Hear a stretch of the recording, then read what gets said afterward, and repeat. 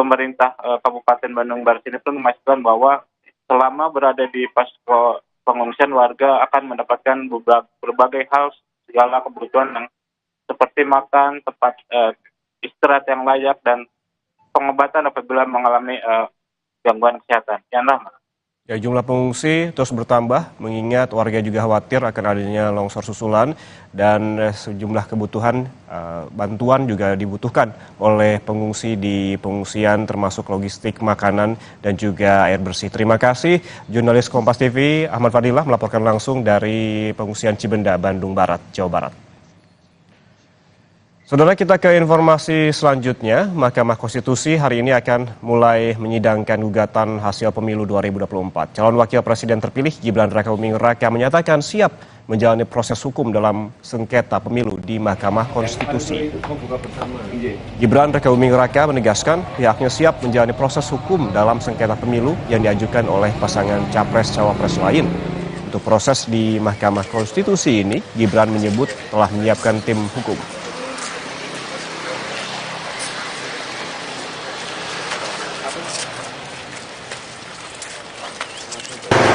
Dilalui aja prosesnya, kalau ada hal-hal yang kurang berkenan, monggo nanti mekanismenya kan sudah ada sendiri, monggo. Dari tim kami kan juga sudah menyiapkan tim advokat.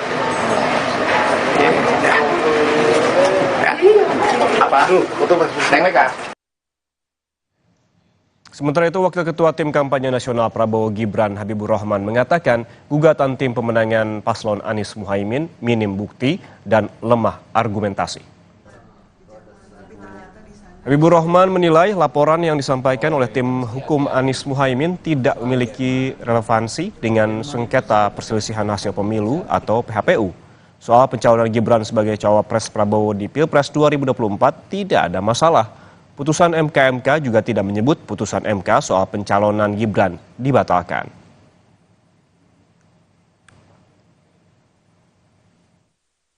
Lagi-lagi mendaur ulang persoalan pencawapresan Mas Gibran, which is pencawapresan Mas Gibran itu kan sudah nggak ada masalah sama sekali karena putusan MK tidak menyebutkan putusan MK nomor 90 dibatalkan. Kedua, ada putusan MK nomor 141 yang justru menguatkan bahwa di putusan MK nomor 90 itu tidak terjadi intervensi dan tidak mengakibatkan pelanggaran prinsip hukum. Keabsahan pencawapresan Mas Gibran kan seharusnya melakukan upaya hukum. Upaya hukumnya apa? Namanya sengketa proses. Diatur di mana? Pasal 469 Undang-Undang 7 tahun 2017. Mahkamah Konstitusi menggelar sidang sengketa Pilpres pada hari ini. Seperti apa persiapan di markas Timnas Amin? Kita langsung sapa jurnalis Kompas TV Ursula Putri yang sudah bersiap di sana.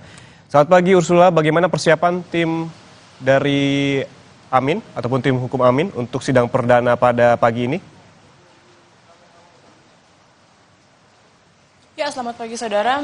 Untuk hari ini memang dijadwalkan pada pukul 7.30 waktu Indonesia Barat, Timnas Amin akan berangkat dari markas pemenangan di Jalan Diponegoro nomor 10 Menteng, Jakarta Pusat untuk bersama-sama menuju ke Mahkamah Konstitusi untuk melayangkan gugatannya terhadap hasil keputusan pemilu yang sudah diputuskan kemarin.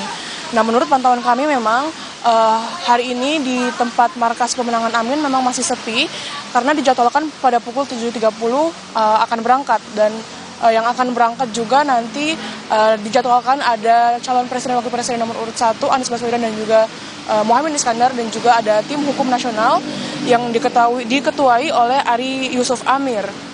Saudara, kembali ke studio. Ya Ursula, kalau kita lihat dari jadwal ataupun agenda sidang yang dirilis oleh Mahkamah Konstitusi bahwa hari ini ada 2 sidang pada pukul 8 pada pagi ini akan digelar sidang dari tim hukum Anies Muhaimin dan pukul 13 nanti Ganjar Mahfud. Lalu bagaimana teknis sidang pada hari ini di Mahkamah Konstitusi, Ursula? Baik, untuk sidang gugatan Pilpres 2024 ini akan dimulai dengan agenda pemeriksaan pendahuluan atau penyampaian permohonan oleh pemohon. Nah, sidang nanti akan dimulai pada pukul 8 waktu Indonesia Barat dan dimulai dengan agenda pemeriksaan.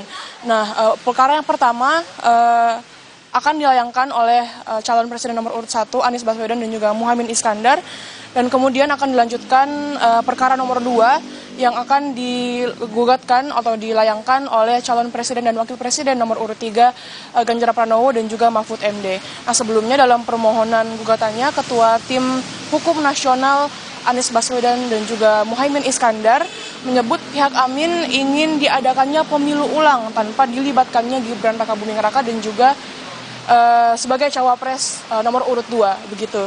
Kembali ke studio. Baik, terima kasih jurnalis Kompas TV Ursula Putri atas laporan Anda dari markas Timnas Amin Jakarta.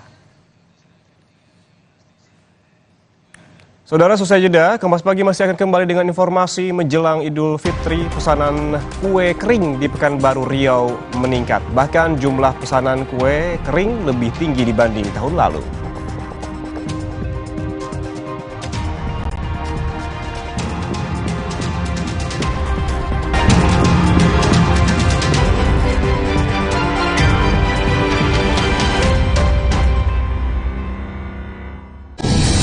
Hijau merebut kembali energi kehidupan yang dikuasai Tuan Cungkar. Alam pun kembali bermain. Sambut hari kemenangan Marjan.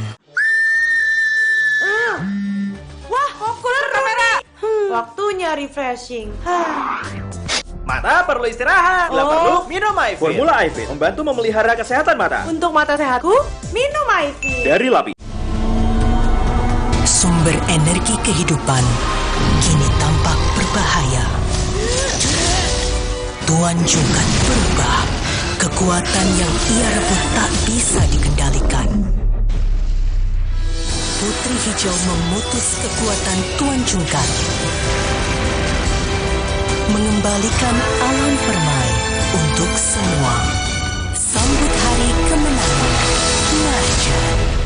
Keluar mulu, biar hijabnya rapi, pakai ciput.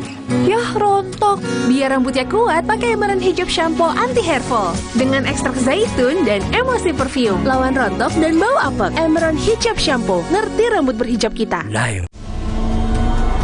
Sumber energi kehidupan kini tampak berbahaya. Tuan Jungkat berubah. Kekuatan yang ia rebut tak bisa dikendalikan. Putri Hijau memutus kekuatan Tuan Jungkat. Mengembalikan alam permai untuk semua. Sambut hari kemenangan Marjan. Saat sunyi menggoda, kita merajut kerinduan pada Sang Pencipta. Kita membenamkan diri dalam ketenangan, merasakan hadirnya dalam hening yang mengisi ruang dan waktu. Sumber energi kehidupan kini tampak berbahaya. Tuan Jungkat berubah. Kekuatan yang ia rebut tak bisa dikendalikan. Putri Hijau memutus kekuatan Tuan Jungkat. Mengembalikan alam permai untuk semua. Sambut hari kemenangan Marjan. Mencari tahu, mendengarkan lebih utuh dan mendalam, mempertanyakan rasa keadilan. Saya mau minta klarifikasi. Klarifikasi. Ini tanggung jawab saya. Bapak malu nggak sih? Apakah saya dengar meminta maaf yang benar kan backing yang para jenderal orang-orang yang korban?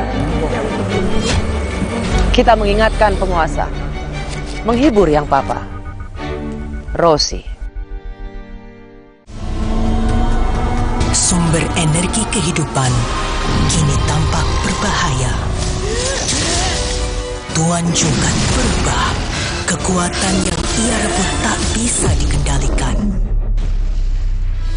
Putri Hijau memutus kekuatan Tuan Jungkat. Mengembalikan alam permai untuk semua. Sambut hari kemenangan Marjan.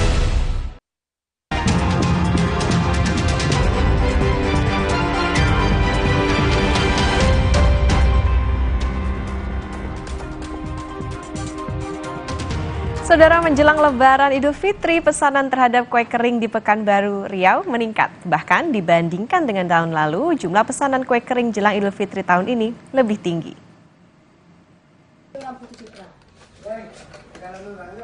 Dibantu oleh sejumlah karyawannya, ibu rumah tangga di Kecamatan Senapelan, Kota Pekanbaru Riau, sibuk dengan aktivitasnya membuat kue kering.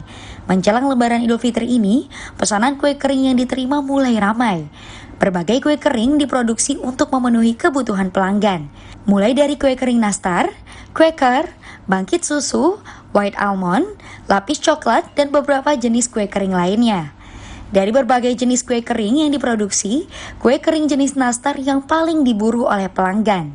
Di tahun ini, jumlah pesanan mengalami peningkatan dibandingkan dengan tahun lalu, di mana tahun lalu jumlah pesanan kue kering mencapai 700 toples, dan di tahun ini diprediksi jumlah pesanan mencapai 900 toples. Alhamdulillah, jadi tiap tahunnya kita sendiri dari Dinda Catering, khususnya di bagian kue kering ini, adanya penaikan tiap tahunnya. Jadi mulai biasanya itu kita mulai ramai itu H-10 menjelang Lebaran. Jadi pelan-pelan kenaikan itu akan nampak dampaknya gitu. Jadi biasanya kita tahun lalu tuh sekitar 700 toples, insya Allah mungkin tahun ini kita akan berada di 900 toples. Jadi itu tergantung dari minatnya pelanggan kita yang mana yang lama maupun yang baru gitu. Jenis kuenya ini yang lebih best seller itu nastar, terus cracker, lapis coklat, sama cokocek. Jadi kalau cokocek ini punya ciri khas sendiri, yaitu saya ngambilnya dari luar sereal itu. Jadi tiap tahunnya tuh paling susah sekali didapat. Jadi cuma kita hanya menyediakan beberapa toples aja. Jadi bagi mau yang order udah bisa langsung datang ke sini atau bisa kita via WA langsung gitu. Kue kering produksi rumahan ini dijual dengan harga mulai dari Rp80 hingga Rp95.000 per toplesnya. Pemesanan pun datang dari berbagai daerah di Provinsi Riau, seperti Kota Pekanbaru, Kota Dumai, Bengkalis, dan Duri. Sawino Ardi, Kompas TV, Pekanbaru, Riau.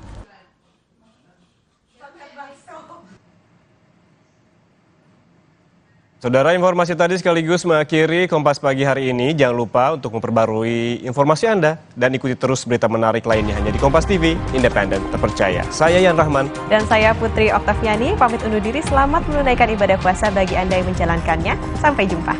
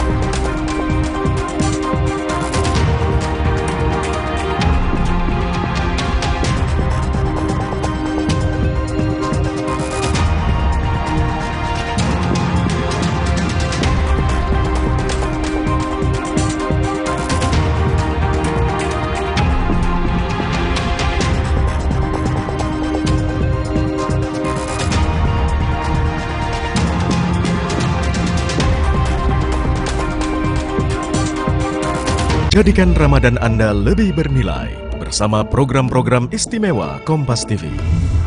Kompas Sahur, Series of Faith, Suci Barbar Show, Kalam Hati Spesial Ramadan, Cooking is Fun, Mutiara Ramadan, Kurma Kuliah Ramadan, Teman Ramadan. Pastikan Ramadan Anda lebih bermakna bersama Teman Ramadan. Kompas, TV. Bahagia menyambut bulan suci bersama Kompas TV, teman Ramadan.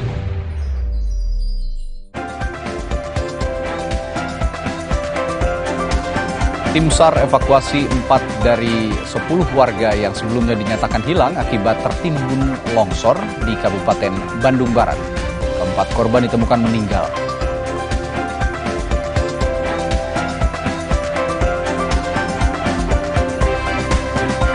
Hari ini Mahkamah Konstitusi gelar sidang perdana sengketa Pilpres dengan agenda mendengarkan gugatan dari pasangan calon nomor urut 1 pada pemilu presiden dan pasangan nomor urut 3 pada pemilu presiden.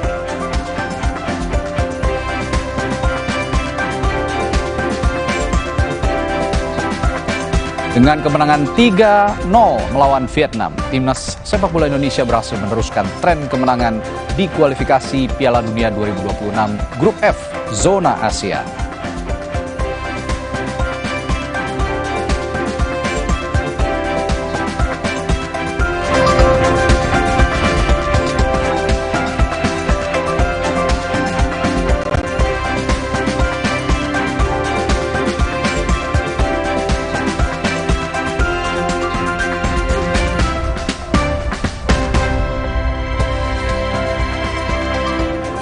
Halo, selamat pagi saudara. Hari ini Sapa Indonesia Pagi, hari Rabu 27 Maret 2024. Bersiaran selama 1 jam ke depan. Nanti akan ada sejumlah informasi yang menarik untuk Anda simak bersama saya Radi Saptro.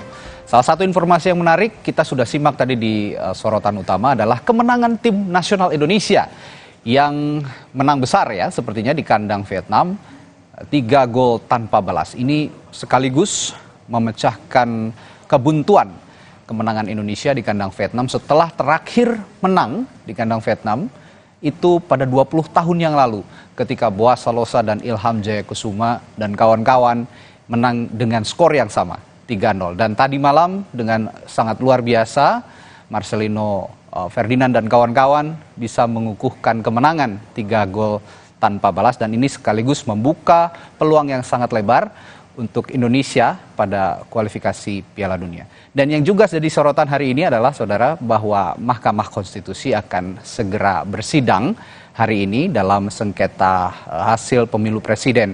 Yang dijadwalkan bersidang hari ini adalah pembacaan gugatan dari pasangan Capres-Cawapres nomor urut 1 Anies Baswedan Muhaimin Iskandar dan juga tim hukum dari Capres-Cawapres nomor urut 3 Ganjar Pranowo Mahfud MD. Nanti kita akan hadirkan informasi paling baru dari sana, termasuk juga laporan langsung yang akan kami hadirkan dalam Sapa Indonesia Pagi. Tapi sebelum menuju ke sana, beberapa informasi dan peristiwa akan kami sampaikan di pembuka Sapa Indonesia Pagi. Salah satunya yang ini saudara, tim SAR gabungan mengevakuasi 4 korban dari 10 warga yang sebelumnya dinyatakan hilang akibat tertimbun longsor di Kampung Gintung, Cipongkor, Kabupaten Bandung Barat, Jawa Barat. Keempat korban ditemukan dalam kondisi meninggal.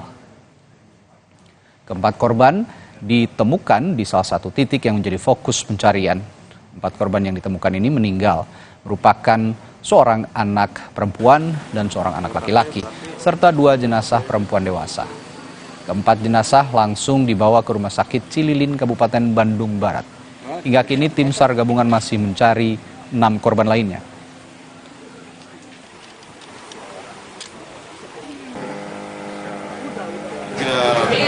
Korban ini ditemukan dalam satu sektor. Jadi dari 3 sektor itu kita temukan dalam satu sektor. Harapan kami korban yang lainnya juga tidak berjauhan dari sektor yang kita temukan ini. Sebelumnya proses pencarian terhadap korban yang tertimbun longsor di Kampung Gintung Cipongkor Kabupaten Bandung Barat Jawa Barat terus dilakukan oleh tim SAR. Untuk bisa secepatnya menemukan korban, tim SAR fokus melakukan pencarian di 3 titik lokasi longsor yang terindikasi adanya warga yang tertimbun. Sementara itu proses pencarian korban dilakukan secara manual karena akses jalan yang terjal membuat proses evakuasi tidak bisa menggunakan alat berat.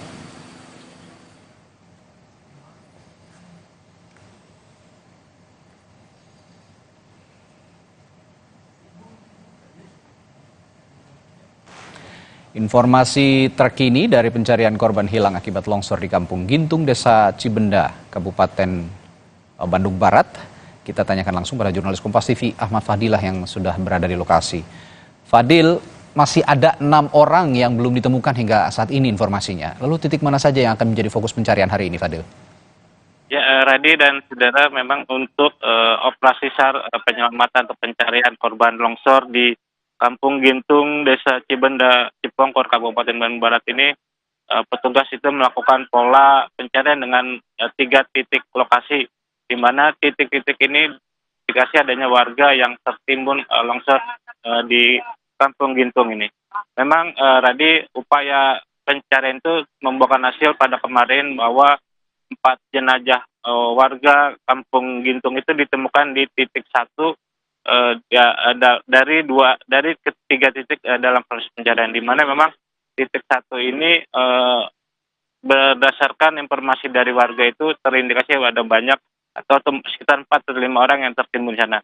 Dan yang hasilnya adalah kemarin petugas menemukan 4 jasad atau jenazah warga sudah dalam kondisi meninggal dunia. Dan hari ini pun proses pencarian terhadap 6 orang yang diduga masih tertimbun di Kampung Gintung ini masih akan kembali dilanjutkan, dan proses pencarian pun akan difokuskan pada titik 2, di mana berdasarkan informasi dari warga ada sedikit 3 atau 4 orang yang terindikasi tertimbun di titik 2 ini, Radi.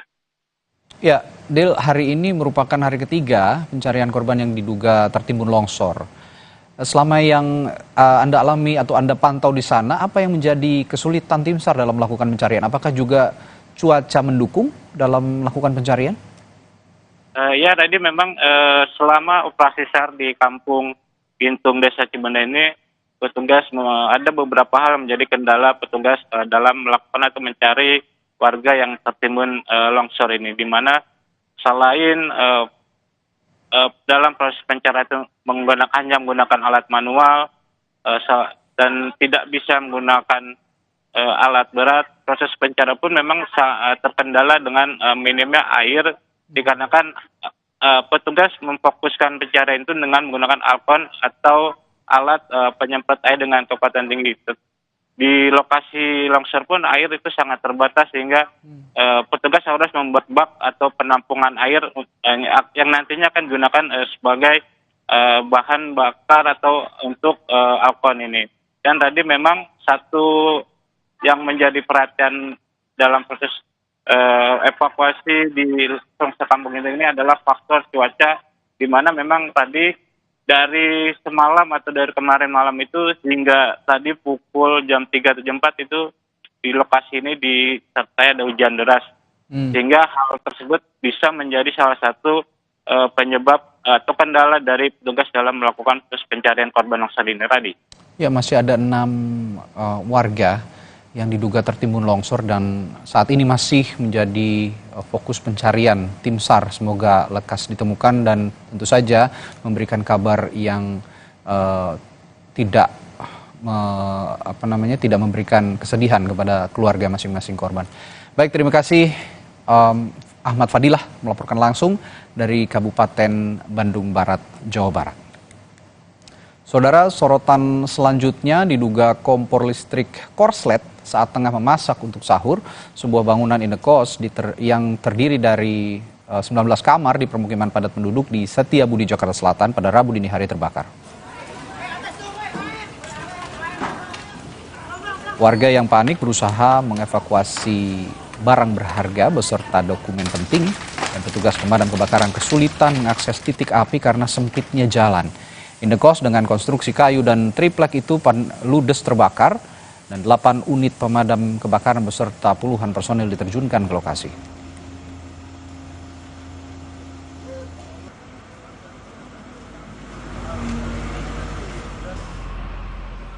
Diduga hilang kendali, saudara. 1 mobil sedan mewah terguling di Cengkareng, Jakarta Barat. Mobil berisi 1 pengemudi dan 3 penumpang diduga pengemudi mobil kehilangan kendali hingga akhirnya terguling. Mobil mengalami kerusakan yang cukup parah pada bagian depan dan atap. Belum diketahui pasti penyebab kecelakaan dan kini kasusnya ditangani unit Laka Lantas Satuan Wilayah Jakarta Barat.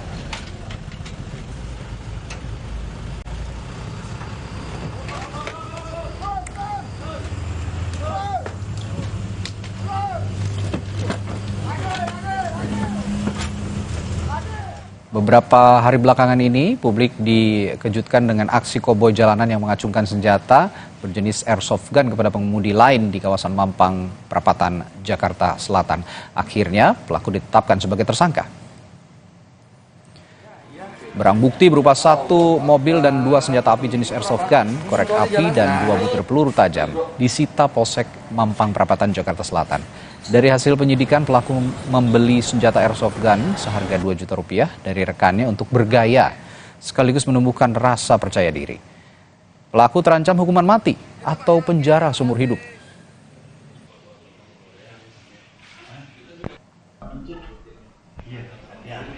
Kamu menodongkan senjata sama orang? Iya. Terus orang itu takut berhenti atau enggak dengan kamu menunjukkan senjata itu?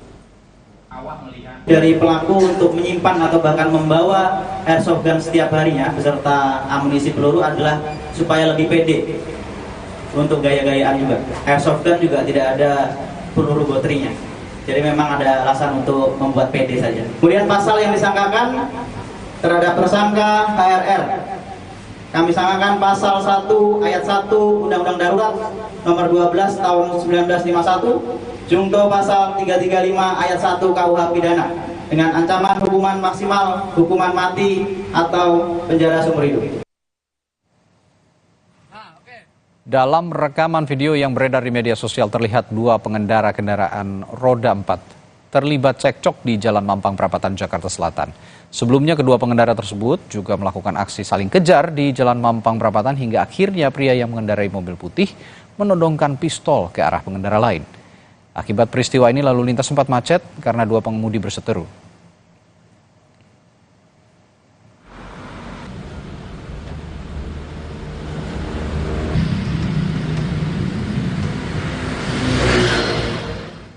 Saudara, polisi menetapkan seorang remaja berusia 17 tahun sebagai tersangka utama kasus pembunuhan anggota polisi di kamar losmen Seputih Banyak, Lampung Tengah, Lampung. Dari hasil pemeriksaan, pelaku membunuh korban dengan cara dibekap. Dari hasil penangkapan pelaku, polisi menyita barang bukti berupa 1 unit mobil, ratusan ribu uang tunai, ponsel, serta kartu ATM milik korban. Pelaku membekap korban dengan menggunakan bantal hingga korban tewas. Setelah melakukan pembunuhan, pelaku melarikan diri dengan menggunakan mobil milik korban beserta membawa barang berharga milik korban lainnya.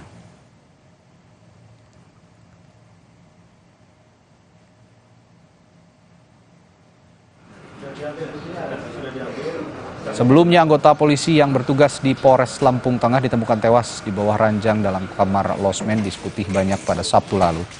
Dari kasus ini, polisi memeriksa 3 orang dan ketiga yang diperiksa tersebut telah dilepaskan oleh polisi karena tidak terlibat dalam kasus itu.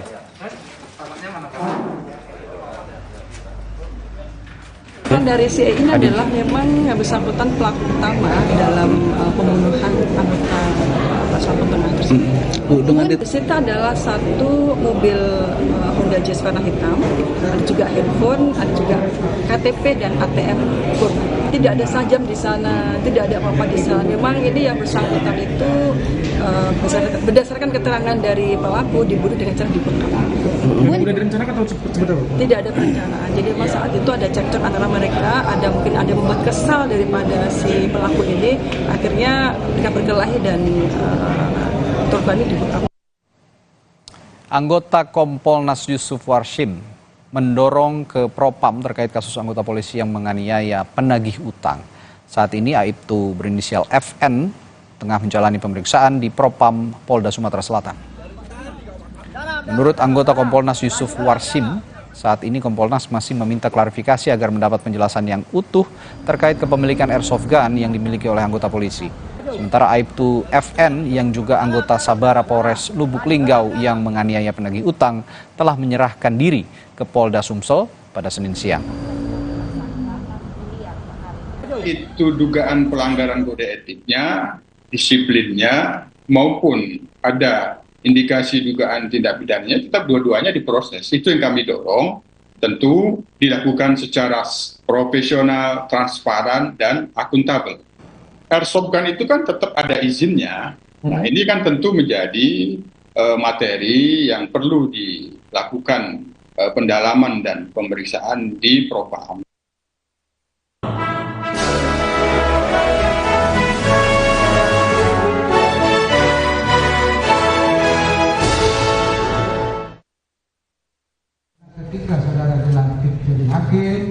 Badan Litbang Diklat Hukum dan Peradilan Mahkamah Agung RI menjalin kerjasama dengan Universitas Brawijaya untuk mendukung pendidikan para peserta program pendidikan calon hakim terpadu.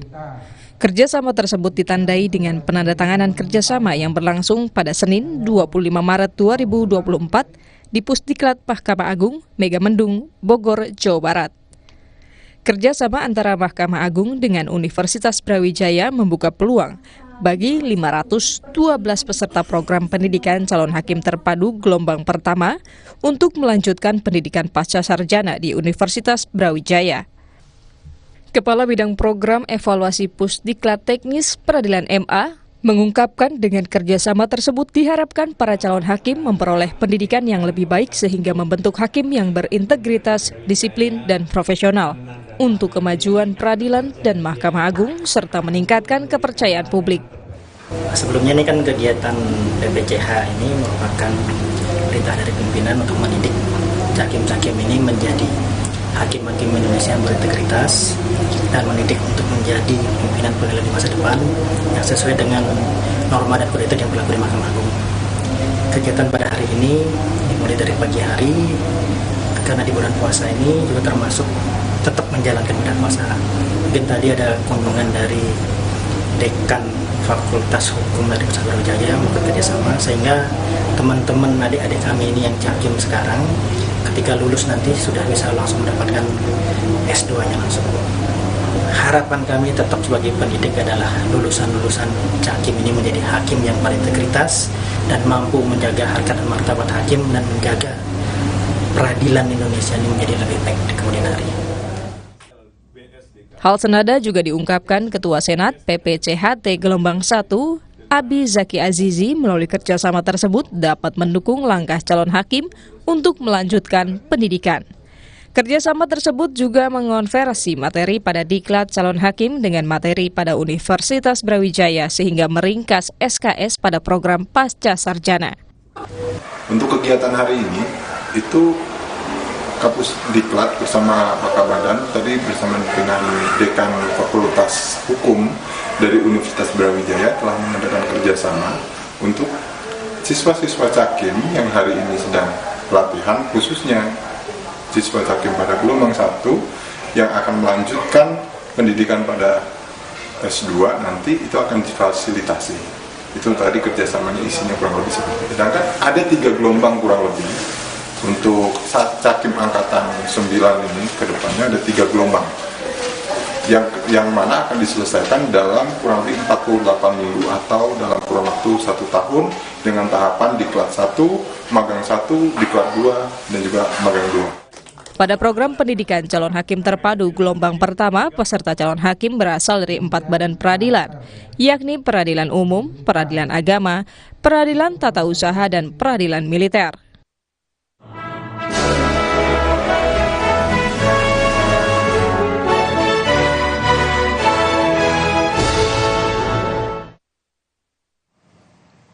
Hari ini Mahkamah Konstitusi gelar sidang perdana sengketa Pilpres. Kami akan kembali dengan laporan langsungnya sesaat lagi di Sapa Indonesia Pagi.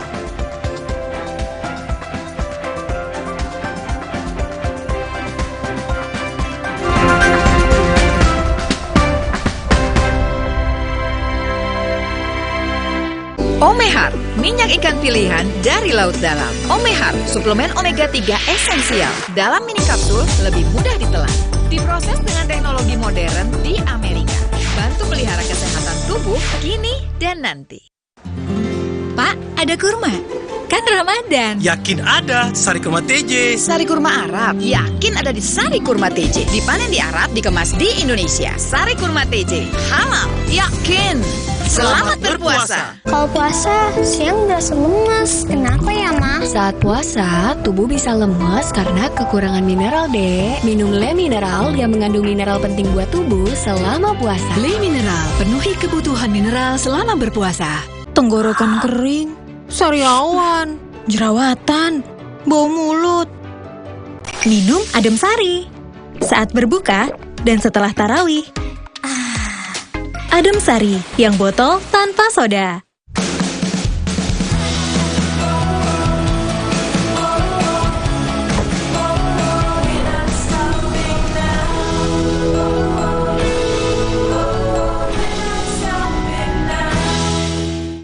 Minum Renovit, dilengkapi dengan 12 vitamin dan 13 mineral, siap bantu jaga kesehatan tubuh. Siapkan Renovit, siapkan dirimu selalu. Renovit, siap jaga kesehatan. Produksi Konimax. Ayam, nggak usah takut, kan ada Agoda. Agoda. Bisa liburan murah di banyak hotel. Wah, diskon.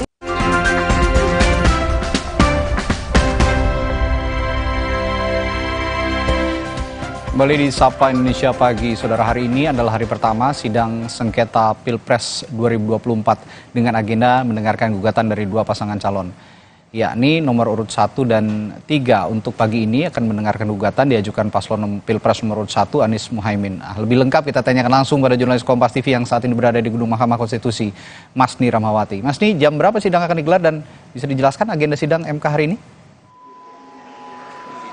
Iya, tentunya memang hari ini MK itu akan menggelar sidang pemeriksaan pendahuluan PHPU Presiden dengan agenda itu memeriksa kelengkapan dan juga kejelasan materi permohonan serta memeriksa dan juga mengesahkan alat bukti permohonan. Untuk sidang ini akan diadakan 2 sesi.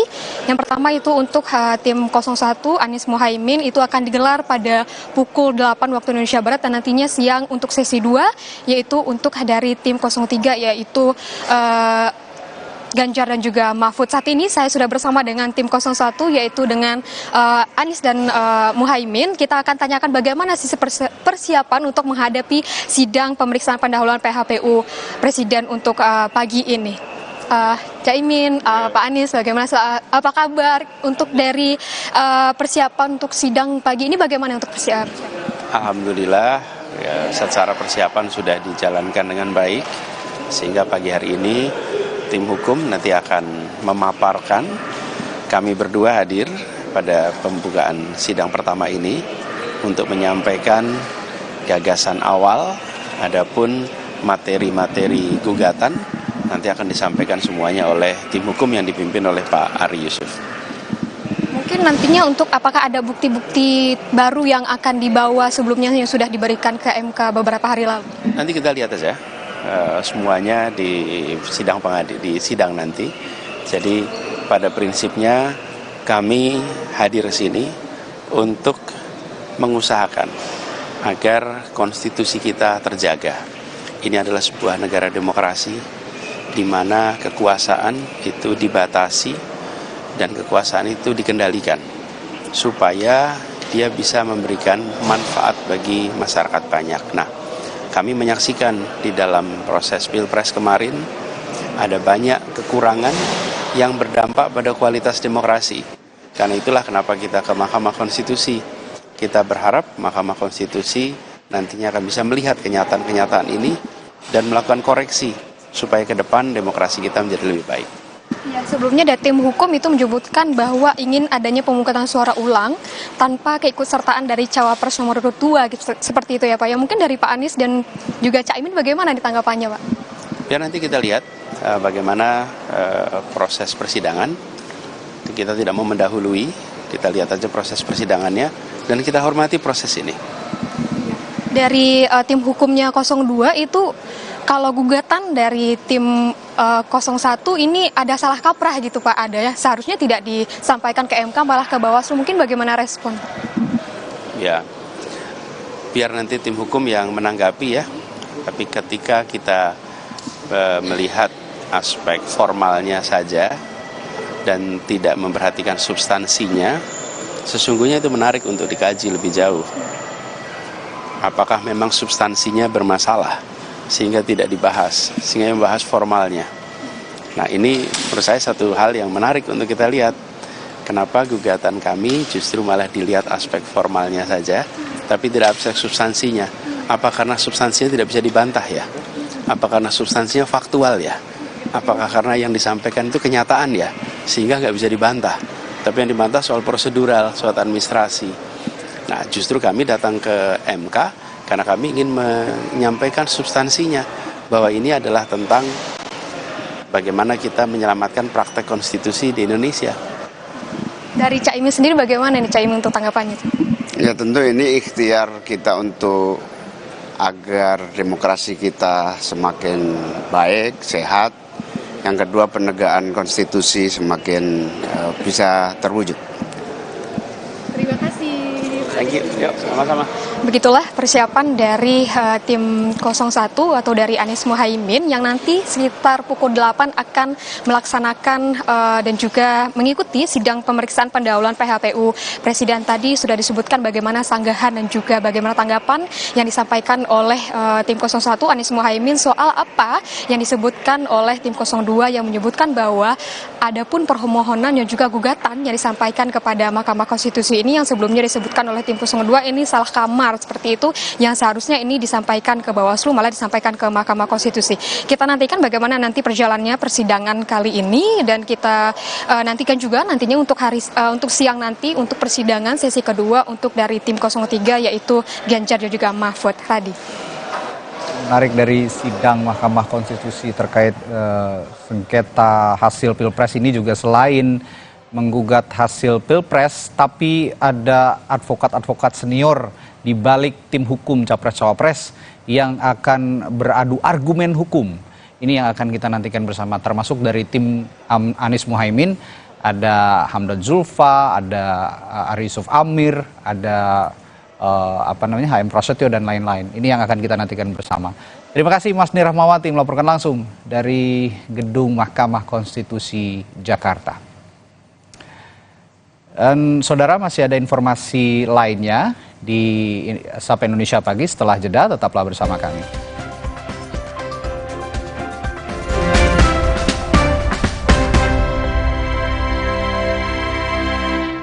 Saat dikejar kesibukan, berpacu dengan waktu, selalu hirup Fresh-Care Smash. Selalu sempatkan waktu untuk beribadah. Selamat menunaikan ibadah puasa. Inovasi baru dari Hotin. Hotin Go. Oles, go. Roll on, go. Pijat, go. Nggak sentuh langsung, nggak bikin tangan panas. Hotin Go. Hotnya in, langsung go. Pas aku coba Le Mineral, seger banget, nggak bikin enak sama sekali. Benar, karena Le Mineral mengandung mineral esensial yang tercantum jelas di kemasannya. Inilah yang membuat rasa airnya lebih segar. Kayak ada manis-manisnya. Le Mineral. Aduh, emang boleh senyeri ini? Saatnya minum susu kambing Karoma Insani.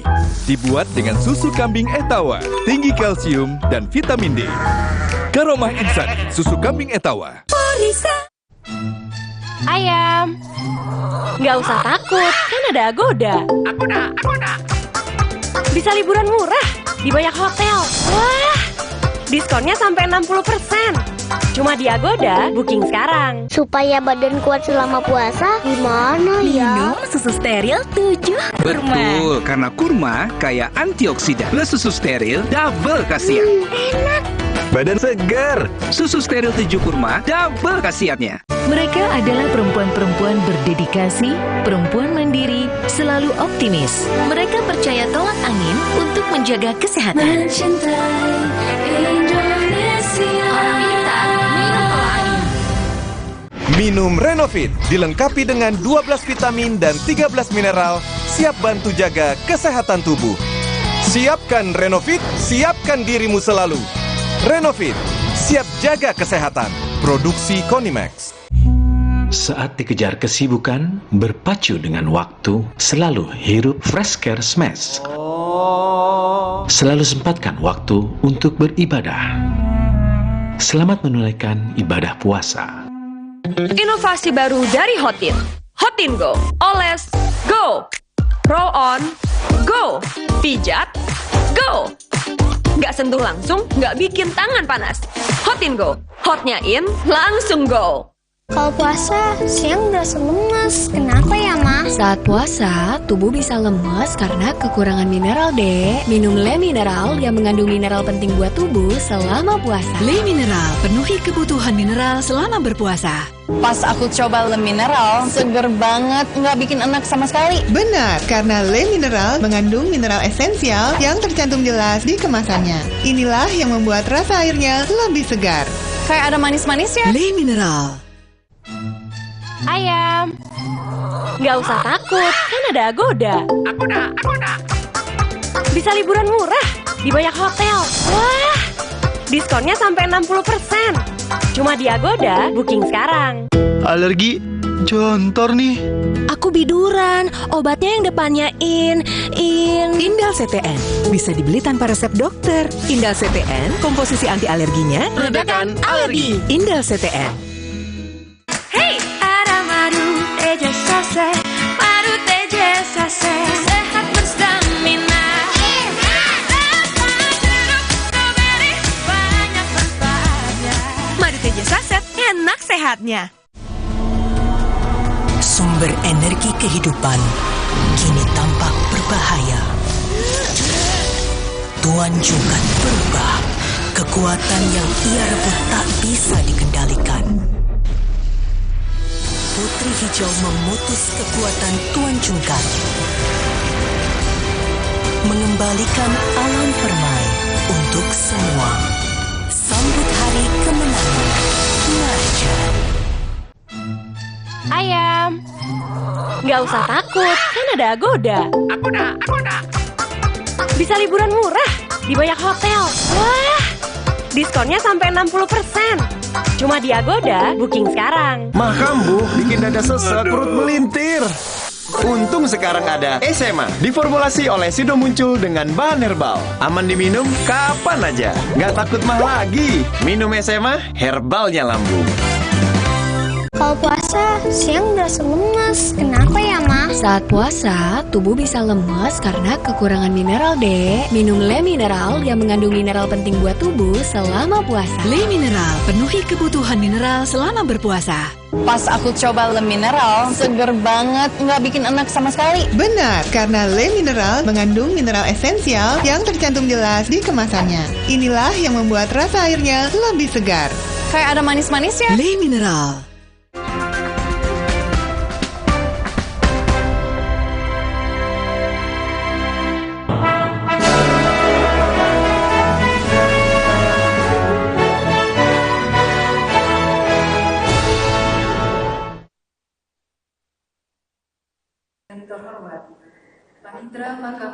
Organisasi Wanita Mahkamah Agung melaksanakan kegiatan pembagian sembako murah dalam rangka menyambut Idul Fitri 1445 Hijriah. Kegiatan dilaksanakan Selasa 26 Maret 2024 di Ruang Balairung Gedung Mahkamah Agung Jakarta. Paket sembako murah akan disalurkan kepada pegawai golongan 2, pegawai honorer, petugas kebersihan dan keamanan di lingkungan Mahkamah Agung. Dalam acara hadir Ketua Mahkamah Agung Muhammad Syarifuddin, Wakil Ketua Mahkamah Agung Sunarto, para Ketua Kamar dan pejabat Eselon 1 Mahkamah Agung. Dalam pidatonya, Muhammad Syarifuddin sebagai pelindung Dharma Yukti Karini mengapresiasi kegiatan ini. Guru Besar Universitas Diponegoro ini berharap agar kegiatan tersebut terus berlanjut setiap tahun. Seperti harapan Dharma Yukti Karini tadi dan harapan kita semua, mudah-mudahan ke depan selalu kita berharap begitu, bukan hanya jumlah sembakonya itu yang bertambah, tapi isinya juga tambah banyak. Apalagi tadi dilapori donaturnya tadi 96 apa ya. Nah itu artinya di bawah yang dulu. Tapi hasilnya lebih banyak dari yang dulu. Dalam kesempatan yang sama, Ketua Dharma Yukti Karini, Budi Utami Syarifuddin menyatakan kegiatan ini bertujuan untuk berbagi kebahagiaan menjelang Idul Fitri kepada para pegawai Mahkamah Agung. Budi Utami Syarifuddin mengungkapkan kegiatan ini rutin dilakukan setiap tahun oleh Dharma Yukti Karini. Adalah merupakan program kerja dari Biro Sosial Budaya untuk kalangan pimpinan pusat atau pengurus pusat. Bagi pelaksananya adalah Dharma Yukti Karini Provinsi. Kita berikan kepada keluarga honorer. Jadi ini hanya meringankan. Dan program ini nanti berkaitan dengan program pemberian PDBS. Di sela-sela kegiatan, Ketua Dharma Yukti Karini Jakarta, Anggarwati Sunarto mengungkapkan dalam penyaluran sembako murah tahun ini, sebanyak 1.625 paket sembako akan disalurkan. Paket sembako tersebut bernilai sekitar Rp280.000 dan dijual dengan harga Rp100.000. Paket sembako murah ini berisi bahan pokok dan barang kebutuhan lain. Kita membagikan paket sembako murah untuk 1.625 anggota yang kita bagi dengan item antara lain yang ada gula kebutuhan pokok lah yang kita kasihkan selama ini. Dan nanti sebagian lagi nanti hasil penjualan tadi kita kumpulkan lagi untuk BDBS yang akan dilaksanakan pada bulan Juli 2024. Dan ini merupakan kegiatan rutin dari Mahkamah Agung, dari kita untuk kita. Kegiatan sembako murah tersebut diselenggarakan dengan dana dari para donatur yang berasal dari lingkup Mahkamah Agung. Hasil penjualan sembako murah ini nantinya akan disalurkan kembali untuk beasiswa bagi anak pegawai Mahkamah Agung yang berprestasi.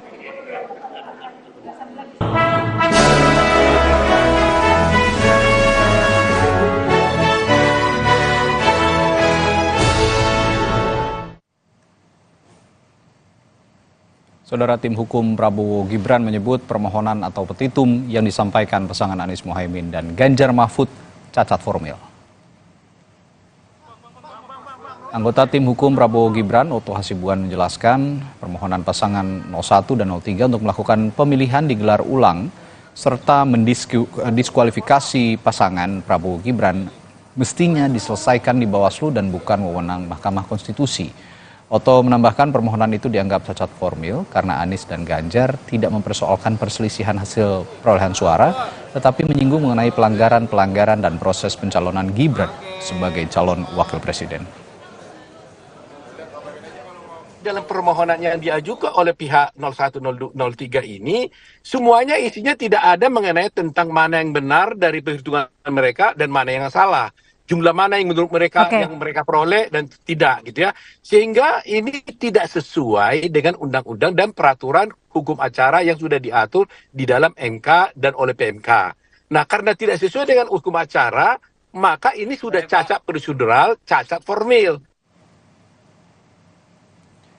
Menanggapi pernyataan tim hukum Prabowo Gibran yang bilang permohonan ke MK adalah salah kamar, tim pemenangan nasional Anies Baswedan Mohaimin Iskandar Iwan Tarigan menyebut jika gugatan yang diajukan ke MK soal perselisihan hasil pemilu sudah tepat. Iwan bahkan bilang jika tim kuasa hukum Prabowo Gibran akan menangisi kekalahannya di MK. Tentang hasil pemilu karena proses yang curang dan bermasalah, etika dan abuse of power, kekuasaan tentunya akan mempengaruhi hasil akhir di TPS. Kami berharap jangan sampai nanti Bapak Hotman Paris menangis dan Bapak Oto Hasibuan masuk kamar nggak keluar-keluar lagi karena kalah di sidang sengketa Pilpres di MK. Sementara itu, tim kuasa hukum Ganjar Mahfud menyatakan penetapan Gibran sebagai cawapres adalah keputusan prematur karena sudah diuji di DKPP dan dijatuhi hukum etik kepada Ketua KPU dan Komisioner KPU. Maka pengajuan permohonan atau petitum ke MK sudah tepat. Saudara Gibran, ini adalah putusan yang prematur. Kenapa saya bisa bilang prematur? Karena penetapan cawapres saudara Gibran ini sudah pernah disampaikan oleh beberapa kelompok dan sudah pernah diuji di DKPP. Maka keluar putusan yang dari DKPP menjatuhi hukuman etik kepada Ketua KPU dan komisionernya. Wakil Presiden terpilih Gibran Raka Buming Raka mengaku bingung dengan gugatan TPN Ganjar Mahfud ke MK yang menyebut perolehan suara Prabowo Gibran di seluruh TPS adalah 0. Gibran menyebut Ganjar tengah bergurau. Dan menurut Gibran, ia tidak paham dengan apa yang dituliskan TPN dalam pokok perkara gugatan ke MK. Gibran menyebut jika Ganjar mungkin sedang melawak. Dalam gugatan ke MK, TPN Ganjar Mahfud menyebut perolehan suara Prabowo Gibran di seluruh TPS adalah 0. Di mana itu? Ya, perolehan suaranya cuma 0. Cuma 0? Iya. Setiap daerah itu 0. Saya nggak ngerti maksudnya itu apa itu maksudnya. Mungkin Pak Ganjar ngelawak kali ya. Saudara, Bawaslu menyatakan Ketua Komisi Pemilihan Umum Republik Indonesia Hashim Asyari bersalah melanggar administrasi pemilu. Hal ini diputuskan karena Ketua KPU menggelembungkan suara pileg Partai Golkar di Dapil Jawa Timur 6. Selanjutnya Bawaslu memutus memberi teguran kepada Ketua KPU agar tidak mengulangi perbuatan yang melanggar undang-undang. Sesuai ketentuan, perselisihan hasil pemilihan umum diselesaikan di Mahkamah Konstitusi, bukan di Bawaslu. Dalam kasus ini, Hashim dilaporkan oleh kader Partai Demokrat terkait dugaan penggelembungan suara Partai Golkar di Dapil Jawa Timur 6. Menyatakan terlapor terbukti secara sah dan meyakinkan melakukan perbuatan yang melanggar tata cara, prosedur, dan mekanisme pada pelaksanaan rekapitulasi hasil penghitungan perolehan suara tingkat nasional. 2. Memberikan teguran kepada terlapor untuk tidak mengulangi atau melakukan perbuatan yang melanggar ketentuan peraturan perundang-undangan. Saudara, Mahkamah Konstitusi akan mempertimbangkan posisi Arsul Sani dalam persidangan sengketa Pilpres. Pertimbangan ini jika ada keberatan dari pihak penggugat. Menurut Saldi Isra, salah satu anggota atau hakim konstitusi, MK akan memperhatikan beberapa masukan mengenai Arsul Sani jika ada pihak baik penggugat atau tergugat yang keberatan. Diketahui Hakim Arsul Sani sebelum bertugas di MK merupakan anggota DPR sekaligus politisi Partai Persatuan Pembangunan. Pada Pilpres 2024, P3 menjadi salah satu pendukung pasangan calon capres-cawapres Ganjar Mahfud. Dengan latar belakang itu, MK akan mempertimbangkan keberadaan Hakim Arsul Sani di dalam persidangan sengketa Pilpres. Dia mengatakan kita lihat apakah ada di antara para pihak nanti yang mengajukan keberatan terhadap keberadaan Pak Arsul. Kalau ada nanti kita bahas. Iya, di Pilpres. Saudara, sebelumnya salah satu anggota tim hukum Prabowo Gibran, Hotman Paris Hutapea, menyatakan permohonan Timnas Amin ke Mahkamah Konstitusi sebagai permohonan cengeng. Menurut Hotman, tim Anies Muhaimin seharusnya sudah mengakui legalitas Gibran sebagai calon wakil presiden sebelumnya, karena sebelumnya tidak pernah mempermasalahkan saat pengundian nomor urut dan juga saat debat. Debat cawapres, berapa kali Gibran debat dengan cawapres 01 dan 03 itu atas undangan KPU dan tidak ada protes satupun. Kok sekarang KPU disalahkan? Jadi ya disalahkan KPU-nya. Kok Gibran tidak memenuhi syarat? Jadi menurut kami sih rada cengeng, itu aja deh jawabannya deh. Saudara, demi menjamin keselamatan para penumpang selama mudik Lebaran, PT Kereta Api Indonesia siagakan personel 24 jam di sejumlah titik bencana. Kami punya informasi ini di Sapa Indonesia Pagi setelah jeda.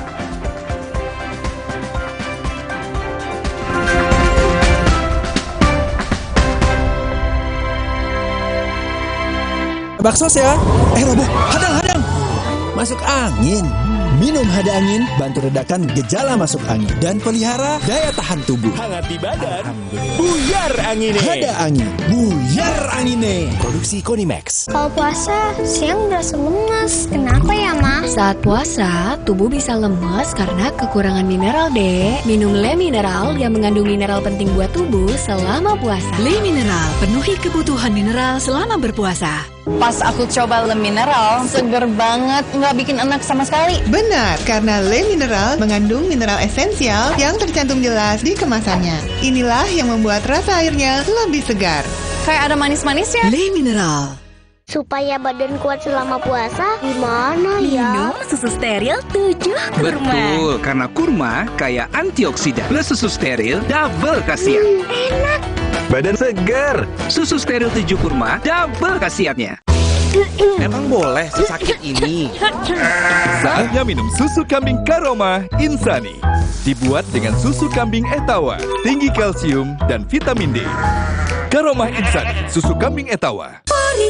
Kalau puasa, siang berasa lemas. Kenapa ya, Ma? Saat puasa, tubuh bisa lemas karena kekurangan mineral, Dek. Minum Le Mineral yang mengandung mineral penting buat tubuh selama puasa. Le Mineral, penuhi kebutuhan mineral selama berpuasa. Kenapa aku pilih Le Mineral? Soalnya cuma ini nih yang masih ada segelnya. Debu jadi nggak akan masuk di sela-sela tutup botolnya. Benar, Le Mineral disegel secara khusus sehingga terjamin kebersihannya. Le Mineral. Jalan yuk. Usia nambah, gerak susah ya. Kesehatan sendi harus diperhatikan. Rajin gerak badan tak berlebihan. Bila perlu, minum Wellmove. Diproduksi dengan teknologi modern, higienis, dan halal. Wellmove, bergerak itu nikmat. Untuk membantu atasi capek, pegal, dan nyeri otot, pakai Hotin Cream. Kalau untuk meredakan nyeri sendi, Rematik dan keseleo. nah, itu pakai Hotin DCL baru. Bahan aktif DCL-nya efektif mengobati rematik, lindung, dan nyeri sendi. Hotnya, Hotin banget deh. Kenapa aku pilih Le Mineral? Soalnya cuma ini nih yang masih ada segelnya. Debu jadi nggak akan masuk di sela-sela tutup botolnya. Benar, Le Mineral disegel secara khusus sehingga terjamin kebersihannya. Le Mineral. Mereka adalah perempuan-perempuan berdedikasi, perempuan mandiri, selalu optimis. Mereka percaya tolak angin untuk menjaga kesehatan. Mencintai Indonesia. Orang kita minum tolak angin. Sumber energi kehidupan kini tampak berbahaya. Tuan Jungkat berubah. Kekuatan yang ia rebut tak bisa dikendalikan. Putri Hijau memutus kekuatan Tuan Jungkat, mengembalikan alam permai untuk semua. Sambut hari kemenangan Marjan. Supaya badan kuat selama puasa, gimana ya? Minum susu steril 7 kurma. Betul, karena kurma kaya antioksidan. Plus susu steril double khasiat. Enak. Badan segar. Susu steril 7 kurma double khasiatnya. Siap bakso ya. Lobo, hadang. Masuk angin. Minum Hada Angin, bantu redakan gejala masuk angin dan pelihara daya tahan tubuh. Hangat di badan. Buyar angine. Hada Angin, buyar angine. Produksi Konimax. Kalau puasa, siang berasa lemas. Kenapa ya, Ma? Saat puasa, tubuh bisa lemas karena kekurangan mineral, Dek. Minum Le Mineral yang mengandung mineral penting buat tubuh selama puasa. Le Mineral, penuhi kebutuhan mineral selama berpuasa. Kenapa aku pilih Le Mineral? Soalnya cuma ini nih yang masih ada segelnya. Debu jadi nggak akan masuk di sela-sela tutup botolnya. Benar, Le Mineral disegel secara khusus sehingga terjamin kebersihannya. Le Mineral. Supaya badan kuat selama puasa, gimana ya? Minum susu steril 7 kurma. Betul, karena kurma kaya antioksidan. Plus susu steril double khasiat. Enak. Badan segar. Susu steril 7 kurma double khasiatnya. Mah kambuh, bikin dada sesek, perut melintir. Untung sekarang ada SMA, diformulasi oleh Sido Muncul dengan bahan herbal. Aman diminum kapan aja, nggak takut mah lagi. Minum SMA, herbalnya lambung.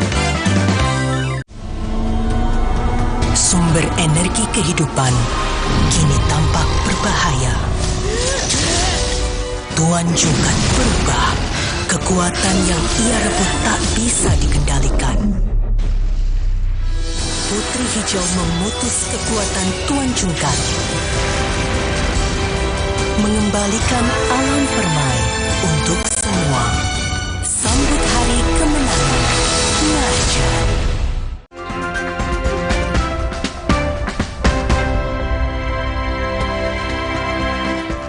Saudara, demi menjamin keselamatan para penumpang selama mudik lebaran, PT Kereta Api Indonesia menyiagakan personel selama 24 jam di sejumlah titik rawan banjir, longsor, dan amblas. Jelang mudik lebaran, PT KAI melakukan pengecekan jalur kereta. Terdapat puluhan titik bencana yang tersebar dari Jakarta hingga Surabaya. Maka dari itu, PT KAI menyiagakan sejumlah personel yang dilengkapi dengan alat bantu jika terjadi bencana. Selain itu, PT KAI akan berkoordinasi dengan stakeholder terkait untuk meningkatkan penjagaan di perlintasan liar tanpa palang pintu. Kita tempatkan petugas daerah rawan di lokasi-lokasi tersebut. Petugas itu mereka mobile menjaga tempat tersebut 1 kali 24 jam secara bergantian dan mereka dilengkapi dengan alat komunikasi. Sehingga ketika mereka mengetahui adanya potensi bencana di situ, baik ambles misalnya ataupun indikasi longsor, mereka bisa langsung menghubungi stasiun-stasiun kanan dan kiri, stasiun terdekat untuk mengkomunikasikan hal tersebut. Kami menamakannya AMUS. AMUS itu adalah alat material untuk siaga di stasiun-stasiun yang memang strategis, sehingga ketika terjadi bencana, alat itu bisa kita siagakan untuk menanggulangi bencana. Sementara itu PT KAI memprediksi puncak arus mudik terjadi pada 4 hari jelang Lebaran. Hingga saat ini 56% tiket telah terjual untuk musim mudik Lebaran. PT KAI menyediakan 3,2 juta tiket kereta jarak jauh dan 900.000 tiket kereta lokal.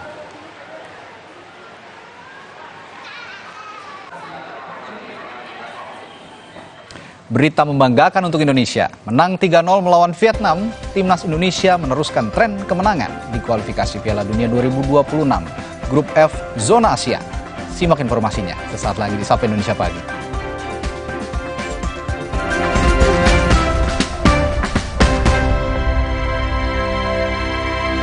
Le Mineral 100% bebas BPA, aman untuk anak dan keluarga. Ciri galon bebas BPA, bening transparan, ditandai kode segitiga nomor 1. Galon Le Mineral, untuk sehatnya keluarga. Terasa gigi ngilu kalau minum dingin, terus kondisi gigi sensitif. Jika dibiarkan lebih lama, ada kemungkinan untuk memburuk. Sensodyne memberikan perlindungan hingga 24 jam. Saya merekomendasikan Sensodyne untuk perawatan gigi ngilu. Putri Hijau merebut kembali energi kehidupan yang dikuasai Tuan Cungkar. Alam pun kembali bermain. Sambut hari kemenangan. Marjan. Kuawali hariku dengan berolahraga dan minum Neo Ultra Cup Gold bila perlu. Dilengkapi dengan vitamin C, kombinasi vitamin B kompleks, vitamin E, kafein, dan zinc yang diperlukan untuk bantu jaga daya tahan tubuhmu. Neo Ultra Cup Gold. Kalau puasa, siang berasa lemas. Kenapa ya, Ma? Saat puasa, tubuh bisa lemas karena kekurangan mineral, Dek. Minum Le Mineral yang mengandung mineral penting buat tubuh selama puasa. Le Mineral, penuhi kebutuhan mineral selama berpuasa. Putri Hijau merebut kembali energi kehidupan yang dikuasai Tuan Cungkar. Alam pun kembali bermain. Sambut hari kemenangan. Marjan. Saat matahari meredup, kita berkumpul dengan teman-teman tercinta. Di sekeliling meja berbuka, kita tidak hanya menyantap hidangan, tetapi juga berbagi tawa dan air mata.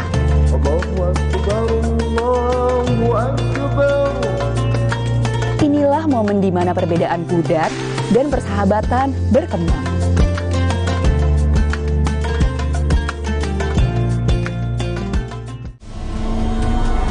Sumber energi kehidupan kini tampak berbahaya. Tuan Cungkar berubah. Kekuatan yang ia rebut tak bisa dikendalikan. Putri Hijau memutus kekuatan Tuan Cungkar. Mengembalikan alam permai untuk semua. Sambut hari kemenangan. Marjan. Sibuk warawiri, tahu-tahu beduk udah bunyi. Aqua dulu. Datang dari 19 gunung terpilih, disaring lapisan bebatuan, kaya akan mineral alami. Aqua, 100% murni di bulan yang suci. Putri Hijau merebut kembali energi kehidupan yang dikuasai Tuan Cungkar. Alam pun kembali bermain. Sambut hari kemenangan. Marjan. Let's do more untuk bertahan. Berani lawan panas ekstrim? Berani lawan ketombe bandel dan bau? Buktiin pakai Zinc Refreshing Cool dengan green tea dan mint. Rambut double fresh, wangi dan lembut. Lawan ketombe bandel dan bau 360 derajat dengan kompleks Zinc PTO. Feel the double freshness. Let's do more, lanjut tantangan baru. Zinc Refreshing Cool, ketombe bandel dan bau, no worries. Lyle. Putri Hijau merebut kembali energi kehidupan yang dikuasai Tuan Cungkar. kembali bermain. Sambut hari kemenangan. Marjan. Makan Bu, bikin dada sesek, perut melintir.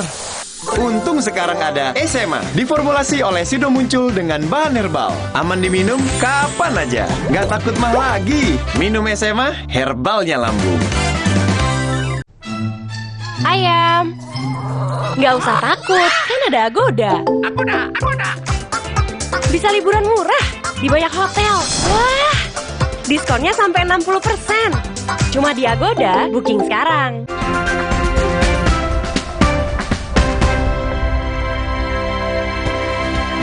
Untuk Anda yang nonton tim nasional Indonesia berlaga melawan Vietnam, kami punya ulasannya atau punya rangkuman beritanya hari ini. Saudara, tim nasional Indonesia berhasil meneruskan tren kemenangan di kualifikasi Piala Dunia 2026 Grup F Zona Asia kala bertandang ke markas Vietnam. Bermain di Stadion Mai Dinh, Hanoi, Selasa malam, keunggulan timnas Garuda dibuka oleh Jai Itzes pada menit ke-9. Usai berhasil memaksimalkan umpan sepak pojok Tom Hei. Setelah itu Ragnar Oratmangun yang melakoni debutnya langsung mencetak gol untuk Indonesia di menit ke-23. Skor 2-0 untuk pasukan Sintayong bertahan hingga babak pertama usai. Sela-sela kaki dari penjaga gawang. Ya, gol yang sangat fantastis. Kita lihat bagaimana di AFF. Dan kemenangan 3-0 Indonesia dipastikan oleh pemain pengganti Ramadan Sananta di waktu tambahan babak kedua. Pemain Persis Solo ini berhasil memanfaatkan kemelut di depan gawang tuan rumah. Kemenangan ini, Indonesia menempati peringkat kedua klasmen sementara Grup F kualifikasi Piala Dunia 2026 Zona AFC. Pasukan Garuda selanjutnya akan menghadapi pemuncak klasmen Irak pada 6 Juni mendatang. Tepat mengenai kepala dan sangat bebas Bung Maruf berdiri dari... Saudara, Philippe Troussier resmi dipecat sebagai pelatih timnas Vietnam. Federasi Sepak Bola Vietnam VFF dan Troussier sepakat untuk mengakhiri kontrak lebih cepat. Vietnam kembali menderita kekalahan saat berhadapan dengan Indonesia di laga keempat kualifikasi Piala Dunia 2026 Zona Asia. Vietnam kalah telak 3-0 di depan pendukungnya sendiri di Stadion Mai Dinh Selasa malam. Kekalahan telak ini membuat Troussier turun dari jabatannya sebagai pelatih timnas Vietnam. Pelatih asal Perancis itu sudah 2 kali kehilangan pekerjaannya sebagai pelatih. Sebelumnya, pada Piala Asia 2004, Troussier juga dipecat usai tim asuhannya Qatar kalah 1-2 dari timnas Indonesia yang kala itu dilatih oleh Ivan Kolev. Akan melakukan tendangan penjuru, ada 5 pemain Indonesia lakukan, sudah berbahaya dan Justin masih tengah. Informasi dari Timnas Indonesia tadi sekaligus menutup perjumpaan kita di Sapa Indonesia pagi kali ini. Tetaplah di Kompas TV karena Kompas TV hari ini akan berkonsentrasi menginformasikan berita-berita seputar sidang PHPU dari Mahkamah Konstitusi. Terima kasih telah menyaksikan. Saya Radi Saputro. Sampai jumpa.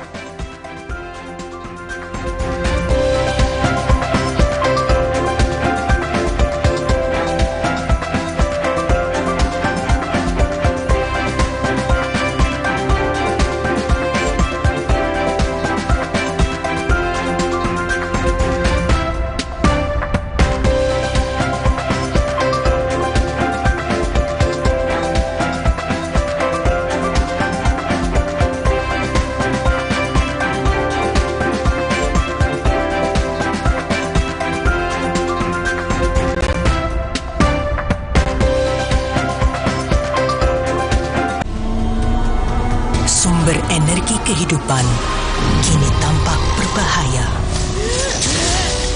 Tuan Jungkat berubah. Kekuatan yang ia rebut tak bisa dikendalikan. Putri Hijau memutus kekuatan Tuan Jungkat. Mengembalikan alam permai untuk semua. Sambut hari kemenangan. Marjan. Jamur ngeselin. Untung ada Zoralin, obat spesialis bantu cabutin jamur. Jamur ngeselin, olesin Zoralin. Diproduksi oleh Medicon. Putri Putri Hijau merebut kembali energi kehidupan yang dikuasai Tuan Cungkar. Alam pun kembali bermain. Sambut hari kemenangan Marjan. Terasa gigi ngilu kalau minum dingin, terus kondisi gigi sensitif. Jika dibiarkan lebih lama, ada kemungkinan untuk memburuk. Sensodyne memberikan perlindungan hingga 24 jam. Saya merekomendasikan Sensodyne untuk perawatan gigi ngilu. Sumber energi kehidupan kini tampak berbahaya. Tuan Cungkar berubah. Kekuatan yang ia rebut tak bisa dikendalikan. Putri Hijau memutus kekuatan Tuan Cungkar, mengembalikan alam permai untuk semua. Sambut hari kemenangan Marjan. Keluar mulu, biar hijabnya rapi, pakai ciput. Yah, rontok. Biar rambutnya kuat, pakai Emerald Hijab Shampoo Anti Hair Fall. Dengan ekstrak zaitun dan emosi perfume. Lawan rontok dan bau apek. Emerald Hijab Shampoo. Ngerti rambut berhijab kita. Putri Hijau merebut kembali energi kehidupan yang dikuasai Tuan Cungkar. Alam pun kembali bermain. Sambut hari kemenangan Marjan. Selamat datang, silakan. Hah? Emangnya ada waktu buat sakit kepala? Panadol Extra, cepat redakan sakit kepala dan nyeri yang mengganggu. Panadol Extra, cepat redakan sakit kepala, dapat diminum sebelum makan. Sumber energi kehidupan kini tampak berbahaya. Tuan Cungkar berubah. Kekuatan yang ia rebut tak bisa dikendalikan. Putri Hijau memutus kekuatan Tuan Cungkar, mengembalikan alam permai untuk semua. Sambut hari kemenangan Marjan.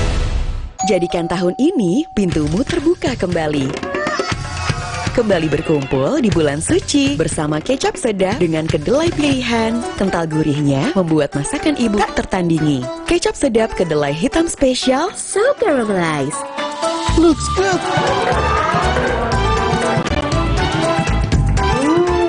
Taste good. Dengan kecap sedap, berkah manis Ramadan lebih terasa. Yuk, buka kembali pintumu dengan kecap sedap dari Winston. Putri Hijau merebut kembali energi kehidupan yang dikuasai Tuan Cungkar. Alam pun kembali bermain. Sambut hari kemenangan Marjan.